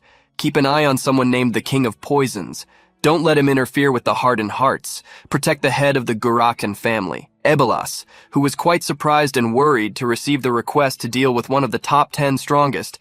It wouldn't be easy, but since the mission was just to protect someone, she believed she could manage. Crash smiled as he thanked her and asked her to let him know if she needed anything. Ebelas sighed, for Crash didn't even imagine what she wanted to ask. Unit 8 asked her master if everything was all right, and Ebelas commented to her subordinate that in the past she would have followed Crash, but if she remained with him longer, she would eventually see him as her old companions. Ebelas didn't know what she would have to face alongside Crash. He could find several dangerous corruptors. With a dismissive smile, the young woman in simple clothes asked if it would not be better to continue being someone who just stays at home. Still, she swore that if any danger threatened Crash wherever he went, she would return the favor he did for her appropriately. Ariode welcomed his master, carrying Bianca in his arms. The protagonist asked if something had happened. The butler informed that the head of the house had asked about him regarding the report that Crash was with Lady Bianca. The area of stated that the message had been faulty. As the messenger always underestimated him, he made careless reports to the main house. He blamed him without a doubt and dismissed him. Crash thanked the butler for taking care of everything. According to Ariode, soon the head butler would reassess Crash. The protagonist thought such a thing natural. The head butler was the one who commanded all the butlers in Valheim, the only one capable of evaluating the direct lineage. It was she who determined the future treatment of the lineage based on the test results. Dealing with a master-class head would be a problem to steal the lunar shadow form of the Flame Emperor, Aslan Ygritte. Crash needed the power of the family. He imagined that the time had come to prove his strength. He asked if anything else had happened. The butler reported that Darling Danfarian had told him to deliver the materials as soon as Crash returned. Crash thanked him, but before entering the mansion, Ario reported one last thing. Lady Charlotte arrived. She is in her room. Young master. From the window, the young Charlotte was staring at Crash. She jumped from the ledge, greeting the protagonist. She stuttered upon seeing her sister. Charlotte played with her braids while complaining lightly. "You bored me while I waited." The protagonist stated that he thought she would take a little longer. With a smile, Charlotte questioned if he thought it was better that she wouldn't visit him. The protagonist tried to say that she had misunderstood, but in a dark voice, she questioned him if he really thought that. The pressure that Charlotte exerted made him realize that she might have already surpassed the master level. Playing with Crash, Charlotte poked Bianca's cheek, asking if he had fought hard to save her. Crash stepped back, but Charlotte quickly reassured him. "I don't want to steal your fiancé, but it makes me sad." Crash furrowed his brow, telling her not to look at him. He was already surprised that she was in his house. Charlotte smiled upon hearing him and replied teasingly, "Your house!" Stomping hard on the ground, she released an aura that destroyed the soil. Even the butler was surprised by the young woman who questioned her brother. "This mansion belongs to the Valheim family, so it's ours, right? I just came back home too, and yet you act this way. Isn't it a bit much?" The protagonist was surprised as Charlotte got angry as quickly as their mother. When asked if she was angry, Charlotte smiled. "Yes, I thought I was the closest to you, and you still kept secrets from me." She looked at him suspiciously. "You made a contract with a god and still became an expert at the intermediate level. You've grown, Crash." The protagonist was astonished. His sister had already awakened the mental eye that sees through everything.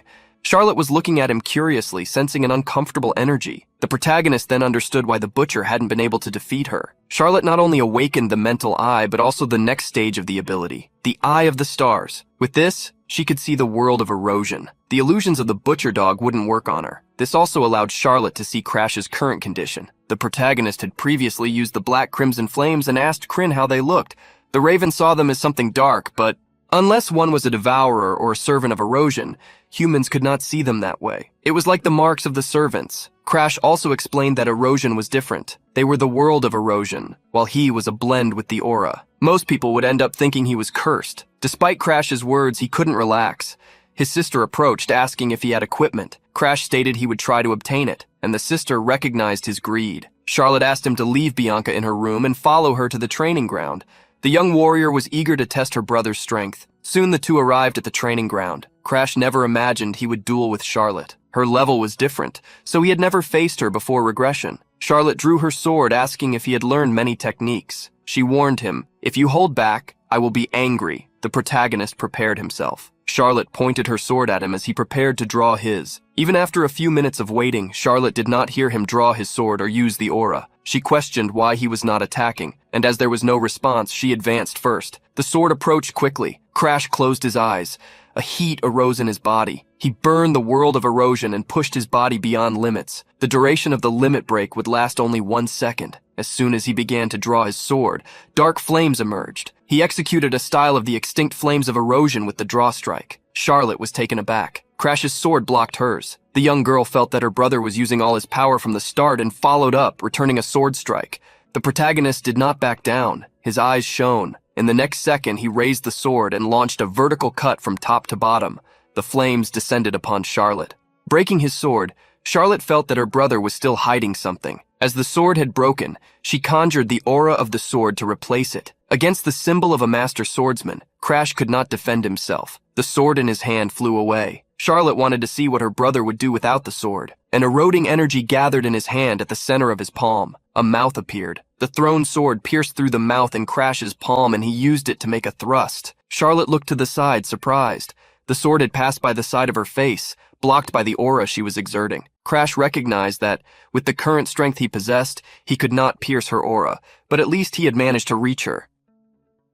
The sword that left Crash's hand passed by Charlotte's hair. She looked to the side, her eyes trembling with surprise. Crash had not been able to penetrate his sister's aura, but he had shown that he could reach her. After they ended the duel, Charlotte analyzed what had happened. She had never imagined that Crash would even be able to touch her aura flow. The aura flow was the unique power Charlotte possessed because she was loved by all the gods. It existed as a great current surrounding her entire body, a perfect barrier that no one weaker than her could break. Of course, weaker people could not touch her, but even those at the same level had never managed to do so. Charlotte, having defeated everyone she had ever faced, never imagined that her brother, Crash, would be the first to touch her aura flow. Even though he had been holding back, not even using sword techniques, and only making use of aura on his sword at the end of the fight, Charlotte saw such a feat as incredible. Walking through the estate's garden, watched by birds and crows, Charlotte showed concern. If Crash's attack had hit her properly, it would have been her end. Ari had interrupted the young woman's walk. Charlotte spoke first, asking if Crash's arm was all right. The butler nodded. Yes, he is fine because he is Lord Crash. While Crash rested after losing consciousness as soon as the duel ended, Charlotte and the butler talked. The young woman asked about what her brother had said about going to Laheln Academy. Leaving the estate, she left behind a comment that blended with a wish. There are 3 weeks left until this year's enrollment. That is enough. As your sister, I will be going ahead to wait for you. Thus, Ariad bid farewell to his lord's half-sister. A few days later, Crash visited the alchemical mansion of the Danfarian family. Darling welcomed him with great joy to show what she had prepared. Before him stood something that looked more like a meat cake. Look, the nameless spirit remedy.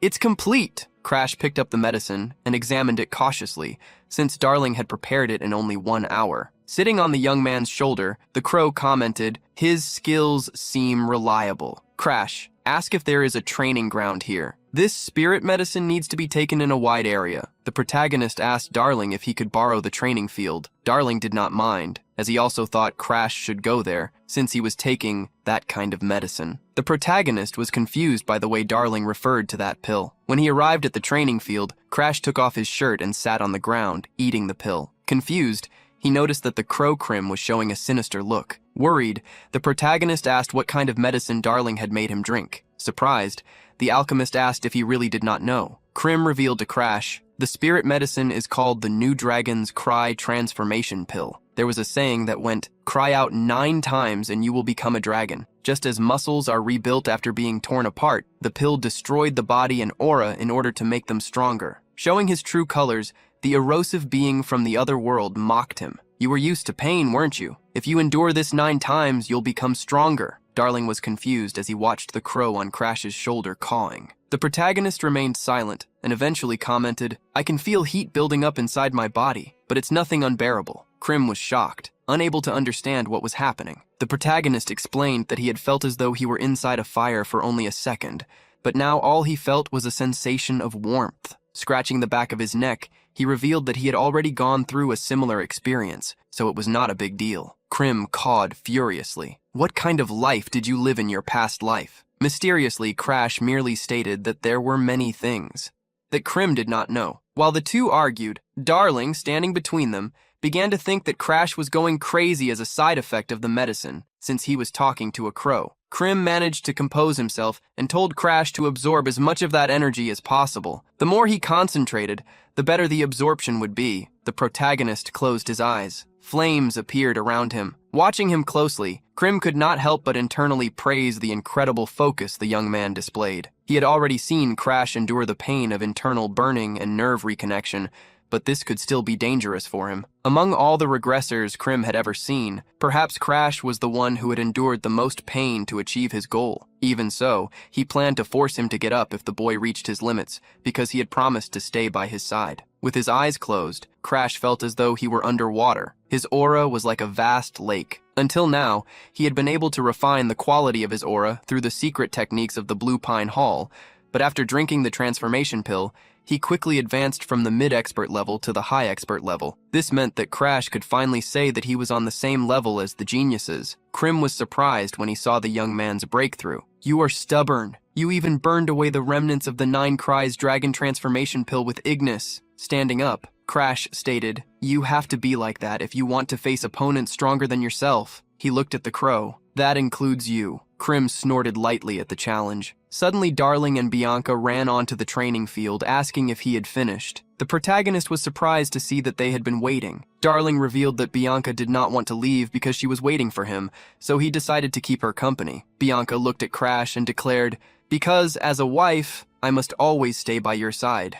The protagonist gently stroked Bianca's white hair, asking her to stay somewhere warmer next time. Darling's eyes sparkled as he watched the couple talking. He even imagined that having a wife must be nice. Bianca had noticed that Crash had become taller. While talking with her, he heard Darling comment, maybe I should marry Lady Bianca too. The protagonist warned him, be careful what you say if you value your life. Darling ended up teasing him further. Then maybe I should marry you instead. The protagonist became furious at the remark. Putting the jokes aside, Darling asked if Crash was going to attend La Helm Academy next year. Hiding Bianca behind him, Crash nodded at Darling's question, who then surprised him by making a decision. Then I'll enter the academy this year so that you can call me senior. It was surprising because unlike Charlotte, Darling had never attended the academy. The protagonist informed Darling that La Helm Academy did not use a normal graduation system. Darling explained that he already knew that. Basically, it was impossible to enter the academy without passing an entrance examination. The fact that Darling knew about it made Crash suspicious. Don't tell me you've been preparing to try to enroll, Darling answered enthusiastically. This was the perfect opportunity for him to stay close to both Crash and Charlotte. The protagonist had not imagined that his sister would go to the academy, since she was traveling the world fighting erosion. Darling claimed it was just intuition. He was right because at that very moment, Charlotte was studying. The young man grabbed one of Crash's arms. I'm looking forward to you entering the school next year. I'll be feeling lonely, so hurry up and come. Crash shuddered all over when he felt Darling rest his head on his shoulder. He shouted, Get away from me! Far from there, in a mansion, a man walked up to the head butler. It seems that Lord Crash has returned to the Blue Pine Hall. The butler, who was observing the swords on the wall, nodded. I understand. Then, in 1 week, inform the Blue Pine Hall that Lord Crash will undergo a test. A powerful aura overflowed from the head butler. Her hair, styled in a braid that pointed upward, made her appear even more imposing. All of this was because she wanted to discover how much Crash had grown. When Crash was summoned, He waited in the training room until he heard the voice of an old woman. "You've grown quite a lot since the last time I saw you." The elderly head butler smiled at him with her eyes closed. Crash greeted her. "Have you been well, head butler?" "No, great aunt." The head butler's name was Catherine Valheim. Her piercing eyes and hair styled like a scorpion's tail complemented her posture, making her seem intimidating. Catherine asked whether Crash had already heard the details from Ariad. The protagonist confirmed it, stating that he had heard there would be a second test. Catherine nodded. "Yes. Since you defeated the hunting hound, who is at the high expert level, I believe we should verify your abilities once again." The protagonist did not think much of his achievement, claiming it had been pure luck, but Catherine, as sharp as ever, stated that luck was also a skill. Crash tried to avoid revealing his powers as much as possible, but he would probably not be able to hide them this time. The head butler warned him, "If you cannot stand on the same level as Charlotte, give up the position of family head." The protagonist was surprised by the comment. Seeing the seriousness in his great-aunt's gaze, he wondered what she was about to say. If the world's destruction by erosion drew near, power would matter more than bloodline. Even if someone were a commoner, there would come a time when the strongest would become emperor. Under the current circumstances, it would be natural for such a future to be difficult to imagine, but this was not a trivial matter, and Crash could not hide his urge to laugh. Crash was stared at by Catherine and questioned about why he was laughing. Arrogantly, the protagonist responded with a question of his own. Is becoming the head of the Valheim family really that difficult? The strong deserve a seat worthy of them. The comment seemed to anger Catherine, but she was far more interested now. Compared to the Crash from a year ago, the one standing before her seemed like a completely different person. She drew her sword and pointed it at her grandson. "It seems you've reached the high level of the expert rank. I am a masterclass swordsman. If you can make me step back even a single step, you will pass the test." Crash knew it would not stop at just one step. Since the butler was a masterclass fighter, he also had nothing to worry about. The protagonist placed his hand on the hilt of his sword and warned, "Here I come." Observing his stance, Catherine wondered if the boy was about to use a drawing technique. The posture Crash maintained resembled that of the sword demon. The technique appeared to be first-rate. Catherine felt the scar on her neck itch as memories of the past resurfaced, as though she were standing before that man once again. The butler, who always kept her eyes half closed, suddenly widened them when she saw the vibrant aura overflowing from Crash. There was no doubt that the stance truly belonged to that being. Grinding his teeth, Crash drew his sword, and a dark mist emerged from the scabbard. The moment he unsheathed the blade with incredible speed,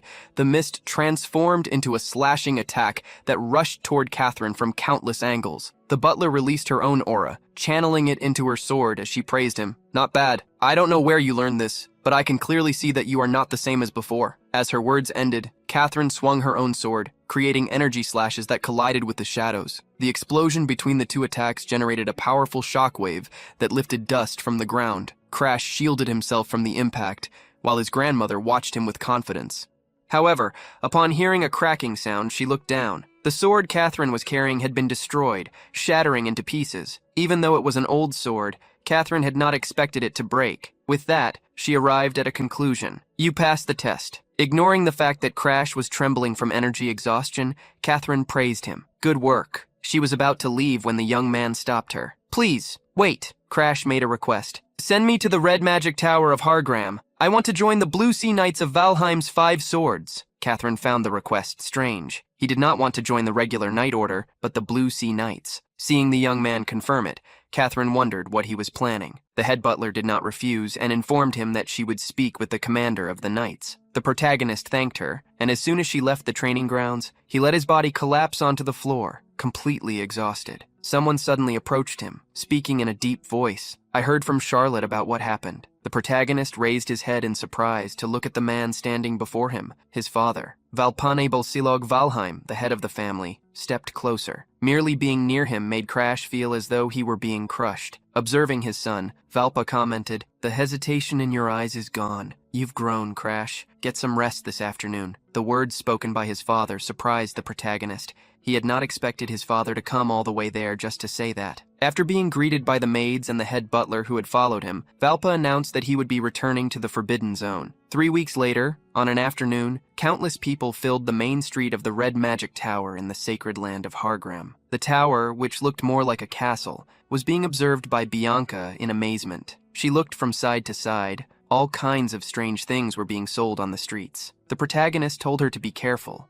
because the mages who lived in that region were arrogant. They looked down on those who were not mages. Bianca revealed that she had read in a book that the Red King had made the Red Magic Tower the greatest of them all, and that this attitude had spread because of it. The protagonist agreed, recognizing how much Bianca knew about the world. It was also the place where the most dangerous regressor among the three who had inherited memories was located, the Red Witch Abella, the one who had reached her peak the fastest. Because she possessed magical knowledge from before the regression, once she obtained magical power again, returning to being a great mage would only be a matter of time. The protagonist intended to keep his regression far from Abella's ears. As soon as he finished what he needed to do, he planned to leave quickly. At the end of the street, Crash and Bianca arrived at a shop with a red roof. The young woman asked her fiancé if he knew that place. As they entered the shop, Crash explained that it was known only by a few people. Most visitors came there simply to eat. Approaching someone, the protagonist asked a woman dressed as a maid, "Lilina, shouldn't that be for your master?" Lilina, Aslan's maid, had torn off a piece of the bread she was supposed to deliver and was eating it. The protagonist rolled his eyes when he saw that she had not changed. Lilina placed the bread back into the basket and waved goodbye with a smile. "My master only eats food from here. I'm leaving first." Lilina quickly ran out of the shop, hoping that her Lord Aslan would enjoy the food she had bought. Outside, Krim watched her. The golden-haired maid was the target. Crash had instructed Krim to follow her in order to gather information. While waiting for Krim to bring back the information soon, he picked up a menu to eat something with Bianca while they waited. It was already night when they left the restaurant. Bianca was sleepy but radiant after the good meal. While Crash waited for Krim to return, the crow approached, complaining, "You ate without me!" Bianca held out her hand so that Krim could land comfortably. Crash asked the crow how the investigation had gone. Krim revealed something troubling. He had discovered that in that mansion, the grandson of the Flame King, Aslan Ygritte, had been found after attempting to take his own life. The servants ran desperately toward Aslan's room. "Quick, cut that rope!" Lilina looked at her master with a complicated expression. The young man, with deep dark circles under his eyes and dry lips, was rescued by the butler. Crying, he murmured, "Please, let me go. There is no longer any reason to live." The next day, Lilina gave a piece of bread to a crow that had been following her. "Mr. Crow, what do you think I should do?" The crow, who was already becoming quite plump, listened as the young maid continued. "Last week it was poison, and in the past few days it was a rope. He's barely eating. At this rate, he really is going to leave us." Lilina had never thought of her master as a weak person and could not understand what had happened.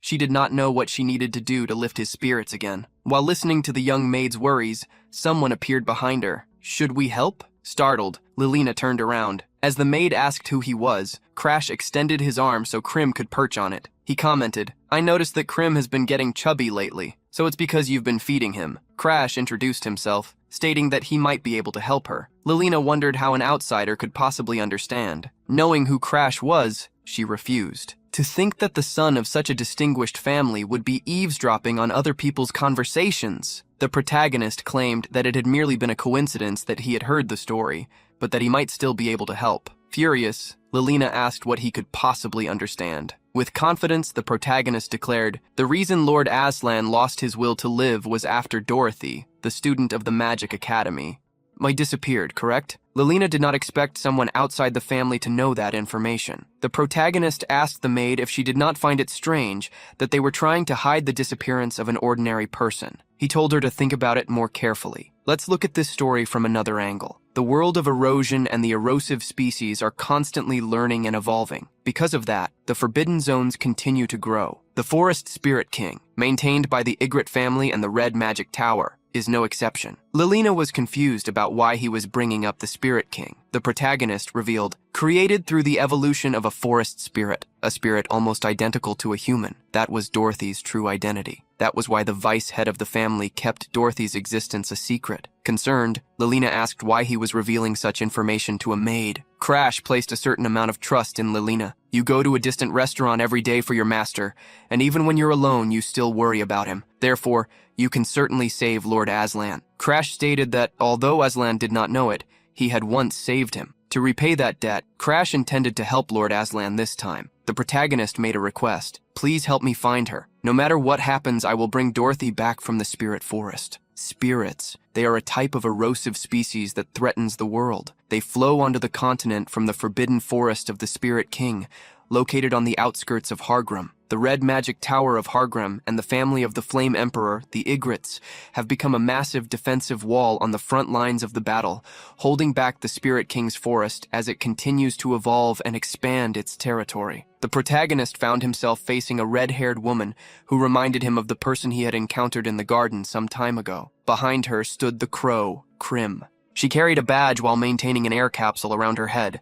When he received the badge, Crash revealed, "The main house is watching me now, so I had no choice but to say I was going to join the Blue Sea Knights in Hargram in order to come here." She sighed, hoping he would not cause any trouble. When he received the rank 4 badge, the protagonist was surprised to discover that the woman was a rank 3 Asafira. As they walked toward the wall, they alerted the guards. When they handed the documentation to the guards, that figure finally introduced herself. Her name was Milsis, a rank 3 Saphira officer. Meanwhile, the one who had contacted him earlier was a rank 4 individual, Claude, a member of the combat team. As soon as they received permission to pass, the two headed toward the forest, receiving a warning. "The power of the light spirits seems denser than usual today. Be careful." Milsis gradually fell behind as Crash walked. He looked back. "You've been acting strange since earlier. I'm starting to get worried." Milsis stopped for a second before replying. "A long time ago, one of my subordinates from the Igrit family took a spirit from the Spirit King's forest.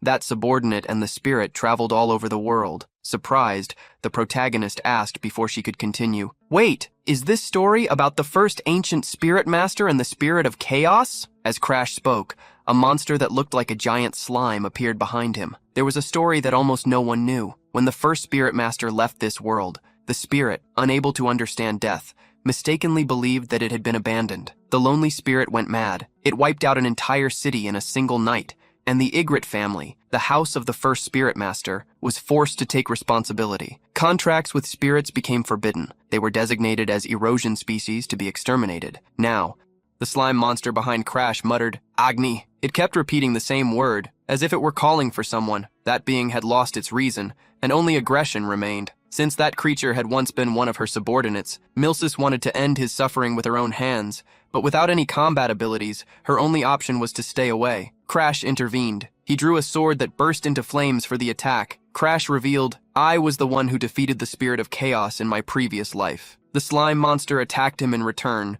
spitting balls of slime, which Crash dodged with the help of his sixth sense. Before the regression, it had been difficult to face the spirit of chaos because only skill-based attacks worked against it. But among the abilities Crash could use now, they were the most offensive ones, because he possessed Ignis to burn everything. Furthermore, the spirit of chaos was still in its growth phase, since the erosive world had not yet spread completely. Crash began concentrating for his attack. The monster seized the opportunity and leaped at him, extending countless hands. Crash unleashed an air-cleaving sword strike. Unlike before the regression, he could now defeat the spirit of chaos much more easily. The attack struck the slime, which was split into two masses of goo. The monster fell before the protagonist, completely motionless. The compatibility of his abilities had helped Crash defeat it, but the monster appeared much weaker than he had anticipated. The spirit of chaos was devoured, transforming into energy that converged into a small sphere, which was sucked into the mouth on Crash's hand. After destroying the spirit core with his ability, Crash was finally able to confirm his victory over the spirit of chaos. Before Crash and Milsis, a manifestation of that spirit appeared to express its gratitude. "Crimson Garden, this is my final farewell. You knew that I wanted to speak with Agni one last time. I always waited because Agni would never leave me alone." Milsis embraced the suffering spirit and apologized. "I thought I should not interfere. In exchange for lending power to my subordinates, I only observe the world through their eyes. Even now, unable to forget Agni's presence, you came to see me, didn't you?" Milsis had one regret. Instead of the subordinate who possessed a limited lifespan, she realized that she should have gone after the spirit herself, something Agni would certainly have wanted. For a farewell, it was necessary to have someone who could help him. The erosive being from the other world deeply apologized for failing to realize its mistake. Later that day, when she met the Crow Lord again, Lilina asked if he had lost weight and became frantic. "Lord Crash stopped feeding you?" The protagonist almost rolled his eyes, since the expense of feeding that crow was among the largest. Changing the subject, he asked if they could meet with Aslan. Lilina asked whether he had found a way to locate Dorothy. The protagonist confirmed it, but revealed that it was not a perfect method yet. To call Dorothy, they would need the cooperation of both Lilina and Aslan himself. The maid nodded and did as Crash requested. She handed Crash an artifact that could help him bypass the mansion's magical defenses. Crash climbed the walls of the mansion, heading straight for Aslan's room. Because he possessed the body of the Moon Shadow Constitution, Aslan lived with his days and nights reversed. In his room, Aslan was walking around with a rope around his neck. Suddenly, he heard someone knocking on the window and hurriedly asked, "Dorothy?" A shadow entered through the window, smiling as it mocked the question. "Dorothy? He's completely broken." The hooded shadow, with a crow perched on its shoulder, made a proposal. "Aslan, do you want to see Dorothy?" Aslan answered desperately, "I do." Then came the next question. "Even if you have to offer everything you have?" Aslan swore that he would do anything for it. Removing his hood, Crash suggested, "Then let's make a deal. Give me your moon shadow body and promise to burn yourself in the forest of spirits in a few days. I will bring Dorothy back to life." Crash extended a golden sphere toward Aslan, frightening the boy, who could not tell whether the person standing before him was a savior or a demon. Upon being called a demon, Crash felt offended. "How rude. If I were one, I wouldn't be giving you the option of a deal." The young man with the rope around his neck frowned, revealing that he had already planned to end his own life. He accepted, but, confused, asked why that unknown person wanted his lunar yin body, and whether he even knew what such a thing was. Crash replied darkly, "Of course I do. You were born with the moon's yin energy, and were cursed to live your entire life in the shadows of darkness." The young man, however, added even more terror to the curse. "You will only be able to move freely at night, when yin energy fills the air, and since that yin corrodes your body, your limbs will always remain frail." Extending his hand, Crash created a dark flame, revealing to the young man that he knew that, in the Ygritte house, where it is necessary to wield the yang of flame magic, that was a fatal constitution. For Aslan, however, his lunar yin body would be the perfect material to break his own limits. Asking whether that was an adequate explanation, Crash Valheim extended his arm, offering a handshake while introducing himself. "Since both of us are being ignored by our families, let's get along." Aslan stared at the outstretched hand, and was asked whether he was not curious to know how Crash was going to bring Dorothy back. Aslan swallowed hard and shook the protagonist's hand, asking him to tell him the details. Aslan Ygritte, born into the fire magic house of Ygritte, he was unable to use the family's power because he had been born with the lunar yin body. Despised by his own family, he was denied the right to succeed the family head. Agatha, Aslan's mother, tried to convince his father that Aslan was his grandson and that he did not deserve to be despised. However, the lion-maned man made her think like the future head of the family. Then, as the current family head, should I be allowed to destroy the Ygritte house and the Red Tower just because I love my grandson so much? The man blamed his own daughter. If you had not married someone with yin energy, none of this would have happened. Agatha could do nothing but remain silent until her father stated that he had heard of a girl in the Red Tower, Abella, who had been blessed with flame magic. He had made a decision. If his daughter refused to have a child with any man other than her husband, that girl would be adopted into the family, becoming the future leader of the house. Seeing his mother being called useless by his grandfather, Aslan intervened, trying to give her some hope. "I'll work hard on my magic training so Grandpa will definitely look at me again." However, not even his mother had any hope. "Work hard? Have you already forgotten that your father perished at your grandfather's hands?" Shadows surrounded her as she declared, "From now on, you will train with your life at risk, just to survive." From that day onward, the acting head, Agatha, changed completely and, to prevent the family from attacking Aslan, became a tormentor to the son she loved. In Crash's previous life, the protagonist asked what Aslan had done to his own body. Sitting before a campfire in the forest, the young man spoke of revenge. "To take revenge on my grandfather,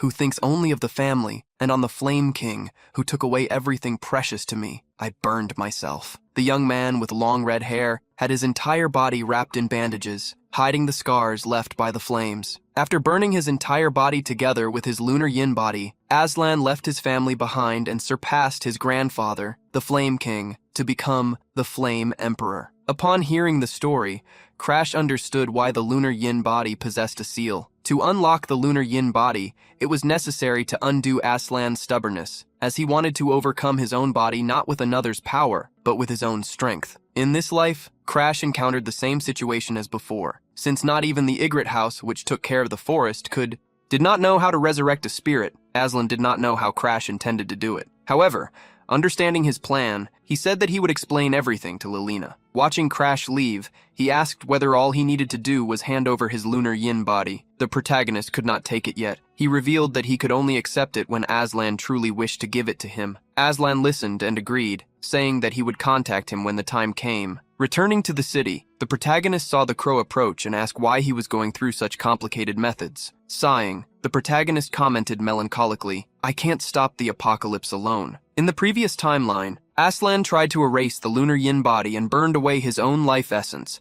perishing at only 24 years old. As a result, humanity lost a valuable talent of the Azure Sky generation in exchange for nothing. This time, he intended to make things different. As long as he fought against the calamity, Crash wanted Aslan alive by his side as support to stop it. Crash did not want to throw Sigrun and the others into the fire the way Arthur had.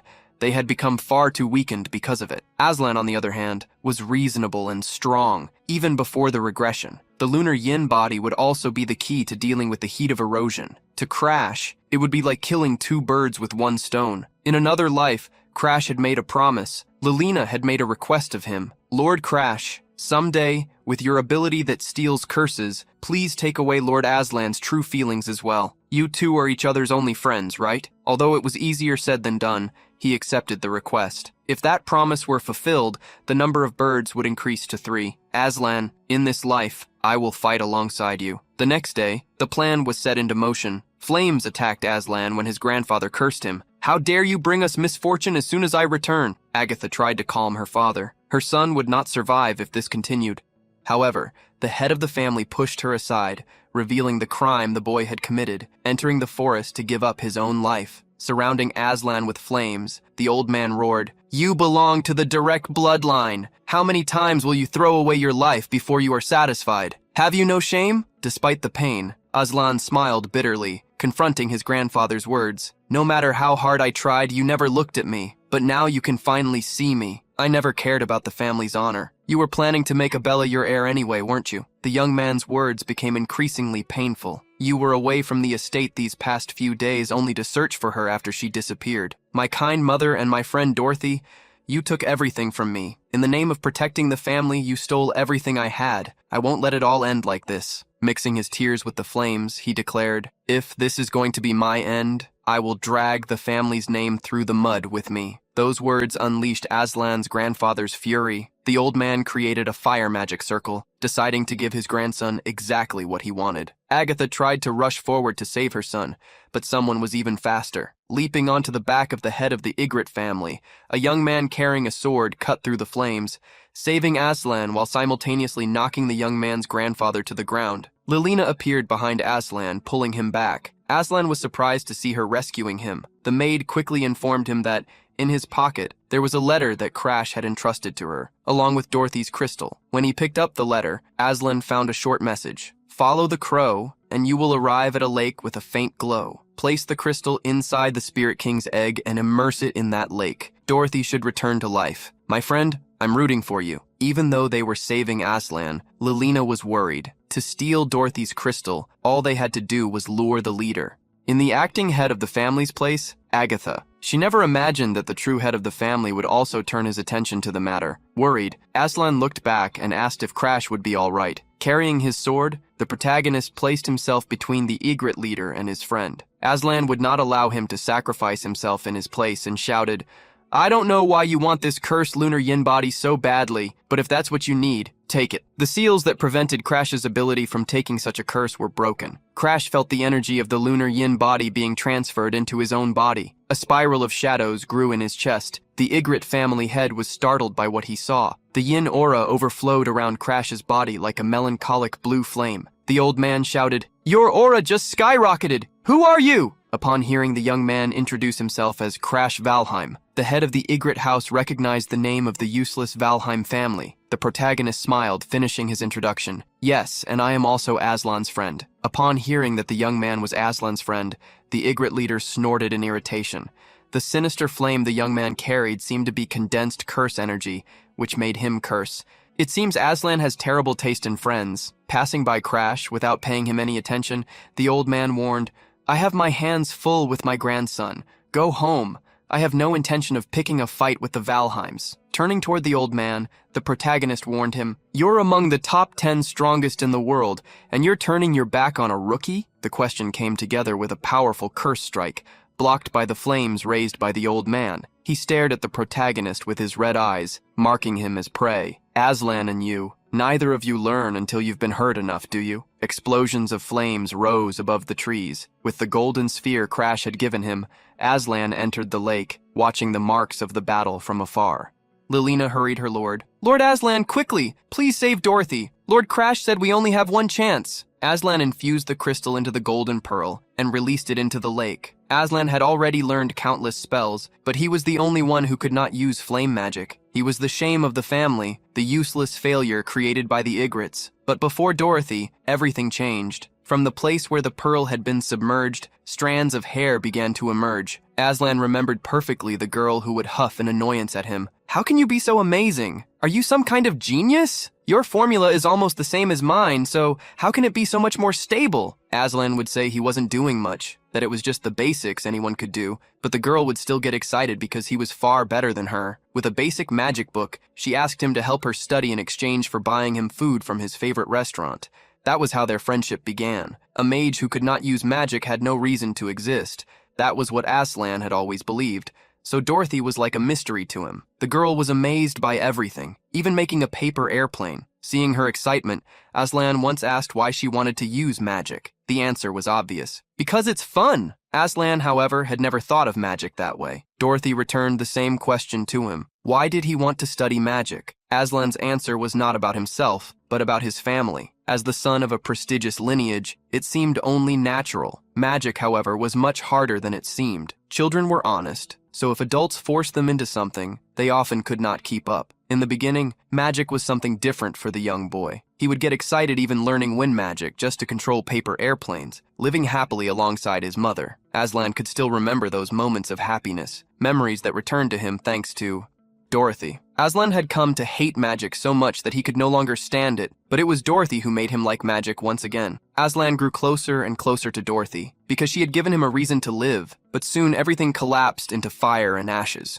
Dorothy had been someone who taught him love, someone precious to him, but one day she was attacked by the Ygritte family themselves. Even in her final moments, she could still smile because nothing had happened to him. As Dorothy faded away and turned into a crystal, those who attacked her placed the blame on the victim, claiming she had tried to attack someone from the Ygritte family. Aslan fell into despair because Dorothy had been the one who saved him. When the illegal research club attacked the academy, it was she who helped the students evacuate, who extinguished the fire, and who threw herself into the flames, risking her own life to protect him. No one believed the young man who, being from the house of Aslan Ygritte, was not supposed to defend spirits. Not even his own mother stood by his side. Today, years later, tears once again flowed down the face of Aslan, blurring his reflection in the water. A spirit rose beside him. The one he had always loved had returned. On the other side, outside the forest, the battle between Crash Valheim and the head of the Ygritte family paused momentarily. Having witnessed the young man's power, the old man praised him. "As if the Valheims were not already blessed enough, they have now produced another monster." Stroking his beard, he acknowledged Crash's speed, who had already reached master level. Even while praising him, the man would not go easy on him. He created a powerful fireball for his next attack, but the battle was interrupted when a powerful energy erupted into the sky. Krim flew over the trees, informing Crash that the spirit had returned. The protagonist was satisfied upon hearing this,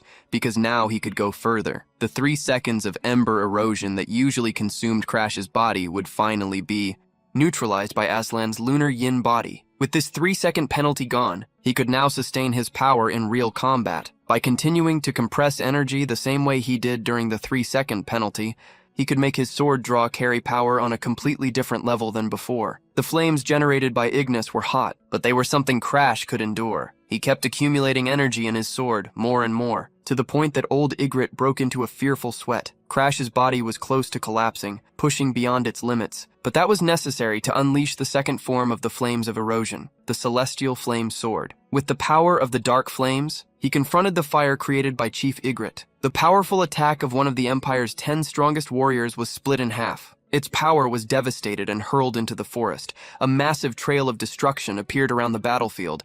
Crash trembled from the impact, but remained standing. On the other side, however, although the old man saw Crash's sword shatter, He felt his defense break and his face get wounded. The man decided not to attack. Instead, he asked Crash, "Direct heir of the Valheim family, you said you're a friend of Aslan, right?" The protagonist nodded with a faint smile. "Yes, I know him even better than I'd like." To the leader of the Igrets, there was no doubt. The young man standing before him would achieve great accomplishments. He would become grand enough for the entire world to know his name. Anyone standing beside him would become part of the leading cast of the new generation. If Aslan stayed by his side, the prestige of House Ygritte would rise once again. The old man could hardly believe that while he was away searching for a Bella, Aslan had managed to find someone so incredible. As the old man was thinking, a strike of ice separated him from Crash. In the forest, alongside Milsus, Dorothy, and Lilina, Aslan shouted, "Looks like we've provoked higher spirits.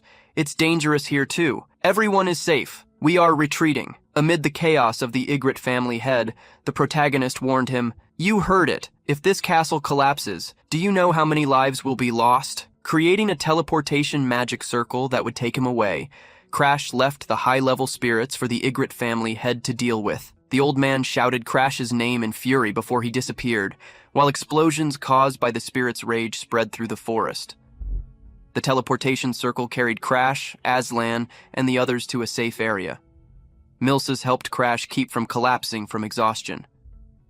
"This is what you get for pushing yourself to the limit. Were you trying to see if your strength could match one of the top 10 strongest?" The protagonist sighed, saying that not every day would give him a chance like that. Aslan approached, thanking Crash and saying he owed him a favor. Changing the subject, the protagonist asked what Aslan would do now. Without his lunar yin body, Aslan was planning to learn the family's flame magic once again. Remembering that the head of the family would not simply sit back and watch, the protagonist asked if he was intentionally choosing the path toward the throne. Aslan would no longer be alone, since Dorothy would be with him, along with Lilina's support. Even if it was difficult, Aslan wanted to test his own strength and see how far he could go. The protagonist gave him advice. "Listen, Aslan, next year you will enroll in Lahelni Academy. That way you won't have to think about your family for a while and can grow stronger.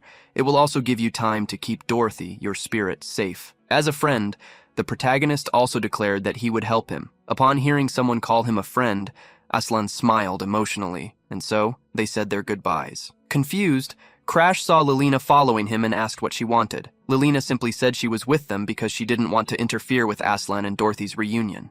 After everything that had happened, Lilina turned to Crash. "Thank you for saving Lord Aslan. I will never forget this debt for my entire life." Avoiding Lilina's beautiful smile, the protagonist nodded, wishing her a safe journey back home. After saying goodbye to her as well, the protagonist thought about what such debts of a lifetime really were. Compared to what had happened before the regression, today had not been a big deal. Not long after, Crash returned to his residence. Bianca was already waiting for him with a sandwich in her hands. Alongside the couple, Krim scolded him for breaking his sword and still insisting on fighting. Changing the subject, the crow asked whether it was finally time for him to obtain a weapon capable of handling the erosion flames. With Crash agreeing, the crow proudly claimed to have good information, telling him to be grateful. Krim revealed that there was a place famous for its forged weapons. However, Crash already knew where he wanted to go: the Demon Forge Palace. In the ancient civilization of Barzantrion, a weapons engineer dedicated his life, together with the dwarves known as the World Eroders, to creating a weapon capable of rivaling the world's own erosion. The mechanical fortress they built, which extracts and refines its own underground resources to produce infinite treasures, is the Demon Forge Palace. The deeper you go inside the Demon Forge Palace, the more precious the treasures become. Many challengers form groups to face it, but because of the specter that appears on the 8th floor, no one has ever gone beyond it. Its name is Thornheaven. Once the leader of the legendary Black Lion Squad, he now guards the 8th floor with the celestial sword star of rain and thunder, unable to die due to the life-binding power of the palace. Before the regression, Velikan obtained the Star of Rain and Thunder, but later died in the Forbidden Zone where Charlotte was, and the sword eventually ended up in Crash's hands. This time, however, Crash decided to change that man's fate. He declared confidently, "I will be the one to defeat the fallen heaven. I will claim the Star of Rain and Thunder with my own hands." Before the regression, Crash had spent a year inside the Forge Palace with Anix and the others. They had gone there after hearing about the sword, but all they found was a nobody claiming to be the king of that place. Having his time wasted, Anix used his vines against that man. Crash tried to stop him, but Anix was adamant. People like him need to be properly taught a lesson for attacking us. For Balak, Anix's follower, in that lawless place, It had been that person's mistake for choosing to fight them. It was his own bad luck. In the present day, the protagonist encountered such a person and his group outside the tower. One of the young man's subordinates held a paper with Crash's picture warning, "Defeating the fallen heaven is the job of our faction, Fendal. Don't be arrogant just because you're a Valheim." Holding a sword, Crash faced the one responsible for preventing anyone from forming teams. With arrogance, Fendal, a young man with white hair and sharp eyes, declared, "I am the king of the Magic Forge Palace." The protagonist could see that Fendal was no different from how he had been in his previous life. Crash immediately told him to apologize while he was still being generous, as he hated people getting in his way. Fendal confronted him, proud of himself. "Do you really think someone who has just reached the upper expert tier can beat me? Someone on the verge of becoming a master?" Crash praised him for reaching the upper expert tier and asked if he should recommend him to the Valheim Knights.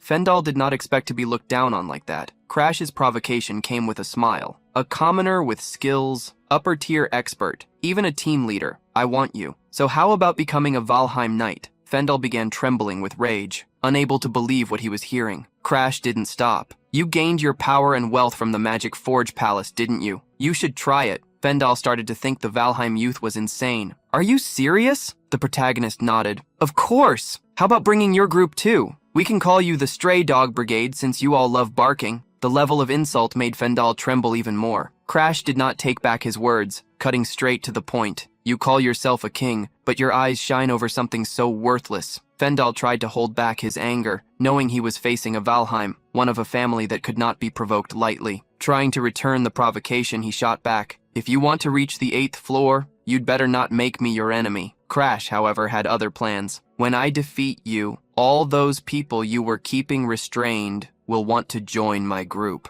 The ambitious young man warned that Crash did not understand the difference in their power, but was immediately rebutted. "You can only say that because you know nothing outside your little bubble." Accepting the challenge Crash had issued, Fendal asked if he would run crying back to his family after they fought. Crash assured him that would not even have the chance to happen. Given permission to act, Fendal moved at a speed that almost looked like teleportation. His fury had built up to the point where he wanted to permanently take Crash down. The protagonist drew his sword, deflecting Fendal's attack. Seeing the black iron sword Crash carried, Fendal was not surprised. As expected of a Valheim, he had the money for it. However, Crash only used such a sword because ordinary blades could not withstand his power. Fendal believed his opponent had blocked by luck. Drawing a second blade, he intended to win through pure strength and aura. The two blades swept toward Crash's neck, but both the swords, along with their owner, were thrown backward.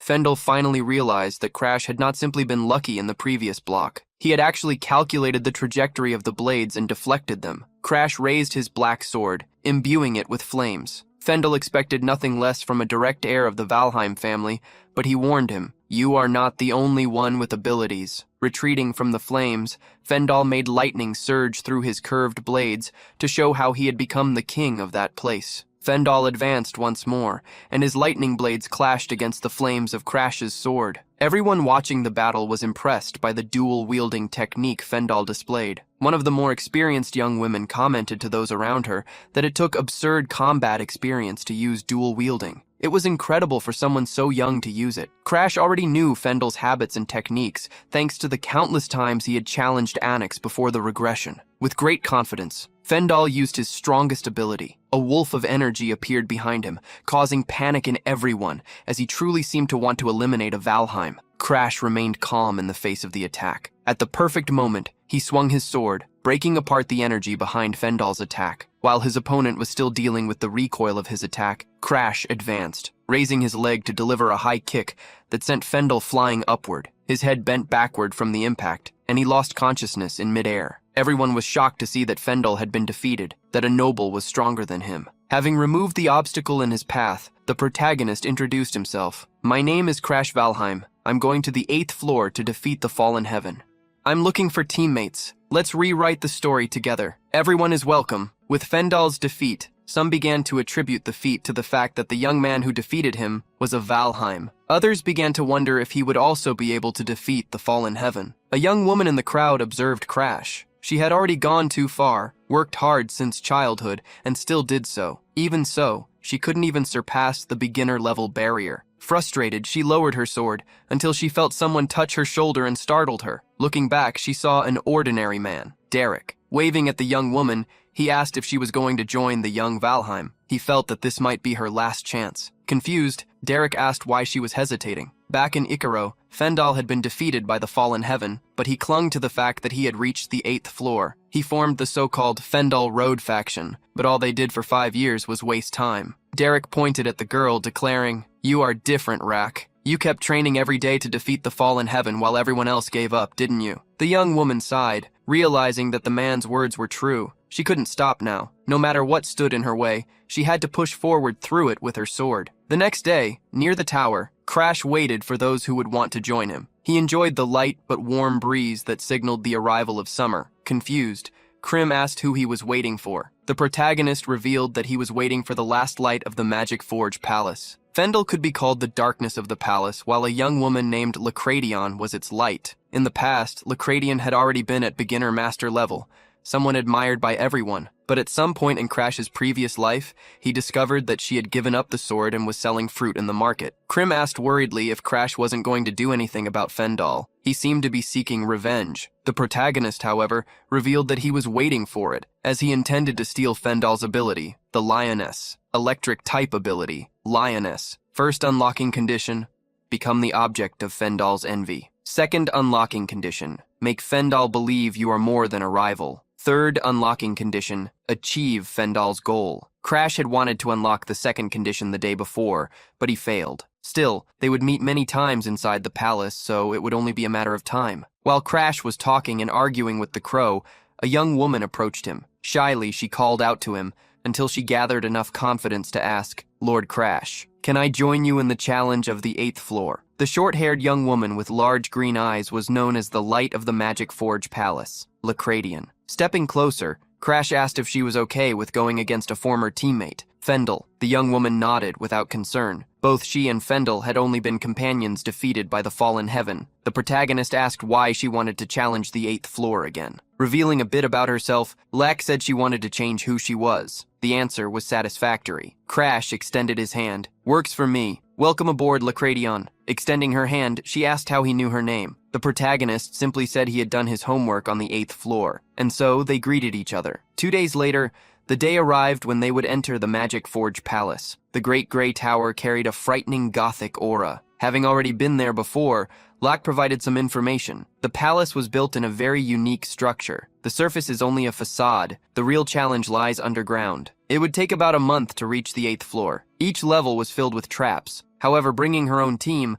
Lack said they would guide Crash safely through them. With the young swordswoman were Derek, as well as a small girl carrying a staff imbued with a crystal. Introducing himself, Derek thanked Crash, because Lack only regained her perseverance thanks to him. The other team member, the little girl with twin ponytails, greeted him in a low voice. "I am honored to be fighting alongside you." Fenicherry was a mage. Returning their greeting, Crash declared that if Lacradion trusted them, their skills would not disappoint him. "Let's go to the 8th floor together." Derek and Fenicherry were impressed by Crash. Even though he was a noble, he was kind. Fenicherry quickly returned the courtesy, stating that she would handle healing and long-range attacks. Derek, the guide, said he would lead the way through the fastest route. Krim approached Crash, warning him, "The Fendel Road faction has started moving. It looks like they're competing with you to conquer the palace like a duck walking straight into a pot." At the castle gates, Fendel gathered all his men, roaring, "Those who will defeat the fallen heaven are us, the Fendel Road faction. We won't let that brat walk all over us. We will reclaim the 8th floor no matter what it takes." Seeing how people never changed, Crash and his group entered the dungeon. Even while descending the underground stairs, he could still see windows normally. Reaching the first door, Lack warned that they would be on the first underground floor after passing through it. Fenny warned that this floor was inhabited by monsters called clock rabbits. The protagonist instructed Lack to show what she could do. As soon as they opened the doors, they were met with red eyes. Dozens, hundreds of rabbits holding clocks were scattered across the hall. One of the rabbits, closer to the door, upon seeing them, began to move. The rabbit's face split open like a carnivorous plant, and a sharp sound came from its throat, reverberating throughout the floor and alerting the other monsters. Leading the way, Lack disappeared the moment she started moving. With a single advance, she eliminated countless rabbit monsters, turning them into pate. Derek and Fenicherry watched her fight. Internally, Crash praised her. The young woman's movements were clean, There was no waste at all. Compared to Fendel's cunning style, Lacradion's fighting style was direct. When Locke returned to her companions, she was praised. Crash was able to reach a conclusion about her abilities. He was in a perfect place to observe the level he sought to reach, that of a beginner master. Until now, Crash had relied on stolen abilities, elixirs, and secret arts just to fight on equal footing with masters. But reaching the master's realm itself needed to be done with his own strength. No matter how much he tried to imitate geniuses, he had long been a failure without a solid foundation. Lacradion was different. She had built herself step by step, honestly, from the lowest floor. Crash hoped that by learning the foundation that a normal person had built through effort, he could survive among geniuses at the academy. Approaching Lacradion, the protagonist asked for something. "Until we reach the 8th floor, will you train with me every day? No aura, only pure sword skill so we can conserve strength." Seeing her frown, her companion Derek tried to step in, saying that it might be too much of a request. However, Lack agreed. When Crash went back to leading the way, Derek stayed behind and warned his friend, "Hey Rock, why would you agree to something like that now?" She looked away, blushing slightly, and replied mysteriously, "It was his eyes." She had been able to notice that Crash was looking far beyond simple duels. Following Crash, she answered Derek, "How could I say no to those eyes?" Scratching his head, Derek couldn't believe his teammate. And so the journey of the four continued. Outside the tower, someone had found Crash's wanted poster and roared furiously, "Damn you, Valheim! Of all things! You had to set your sights on what is mine?" With wild eyes, the woman with tiger ears and tiger-like hair swore to the heavens, "I will not hand it over to you. The celestial sword, star of rain and thunder, will belong to me.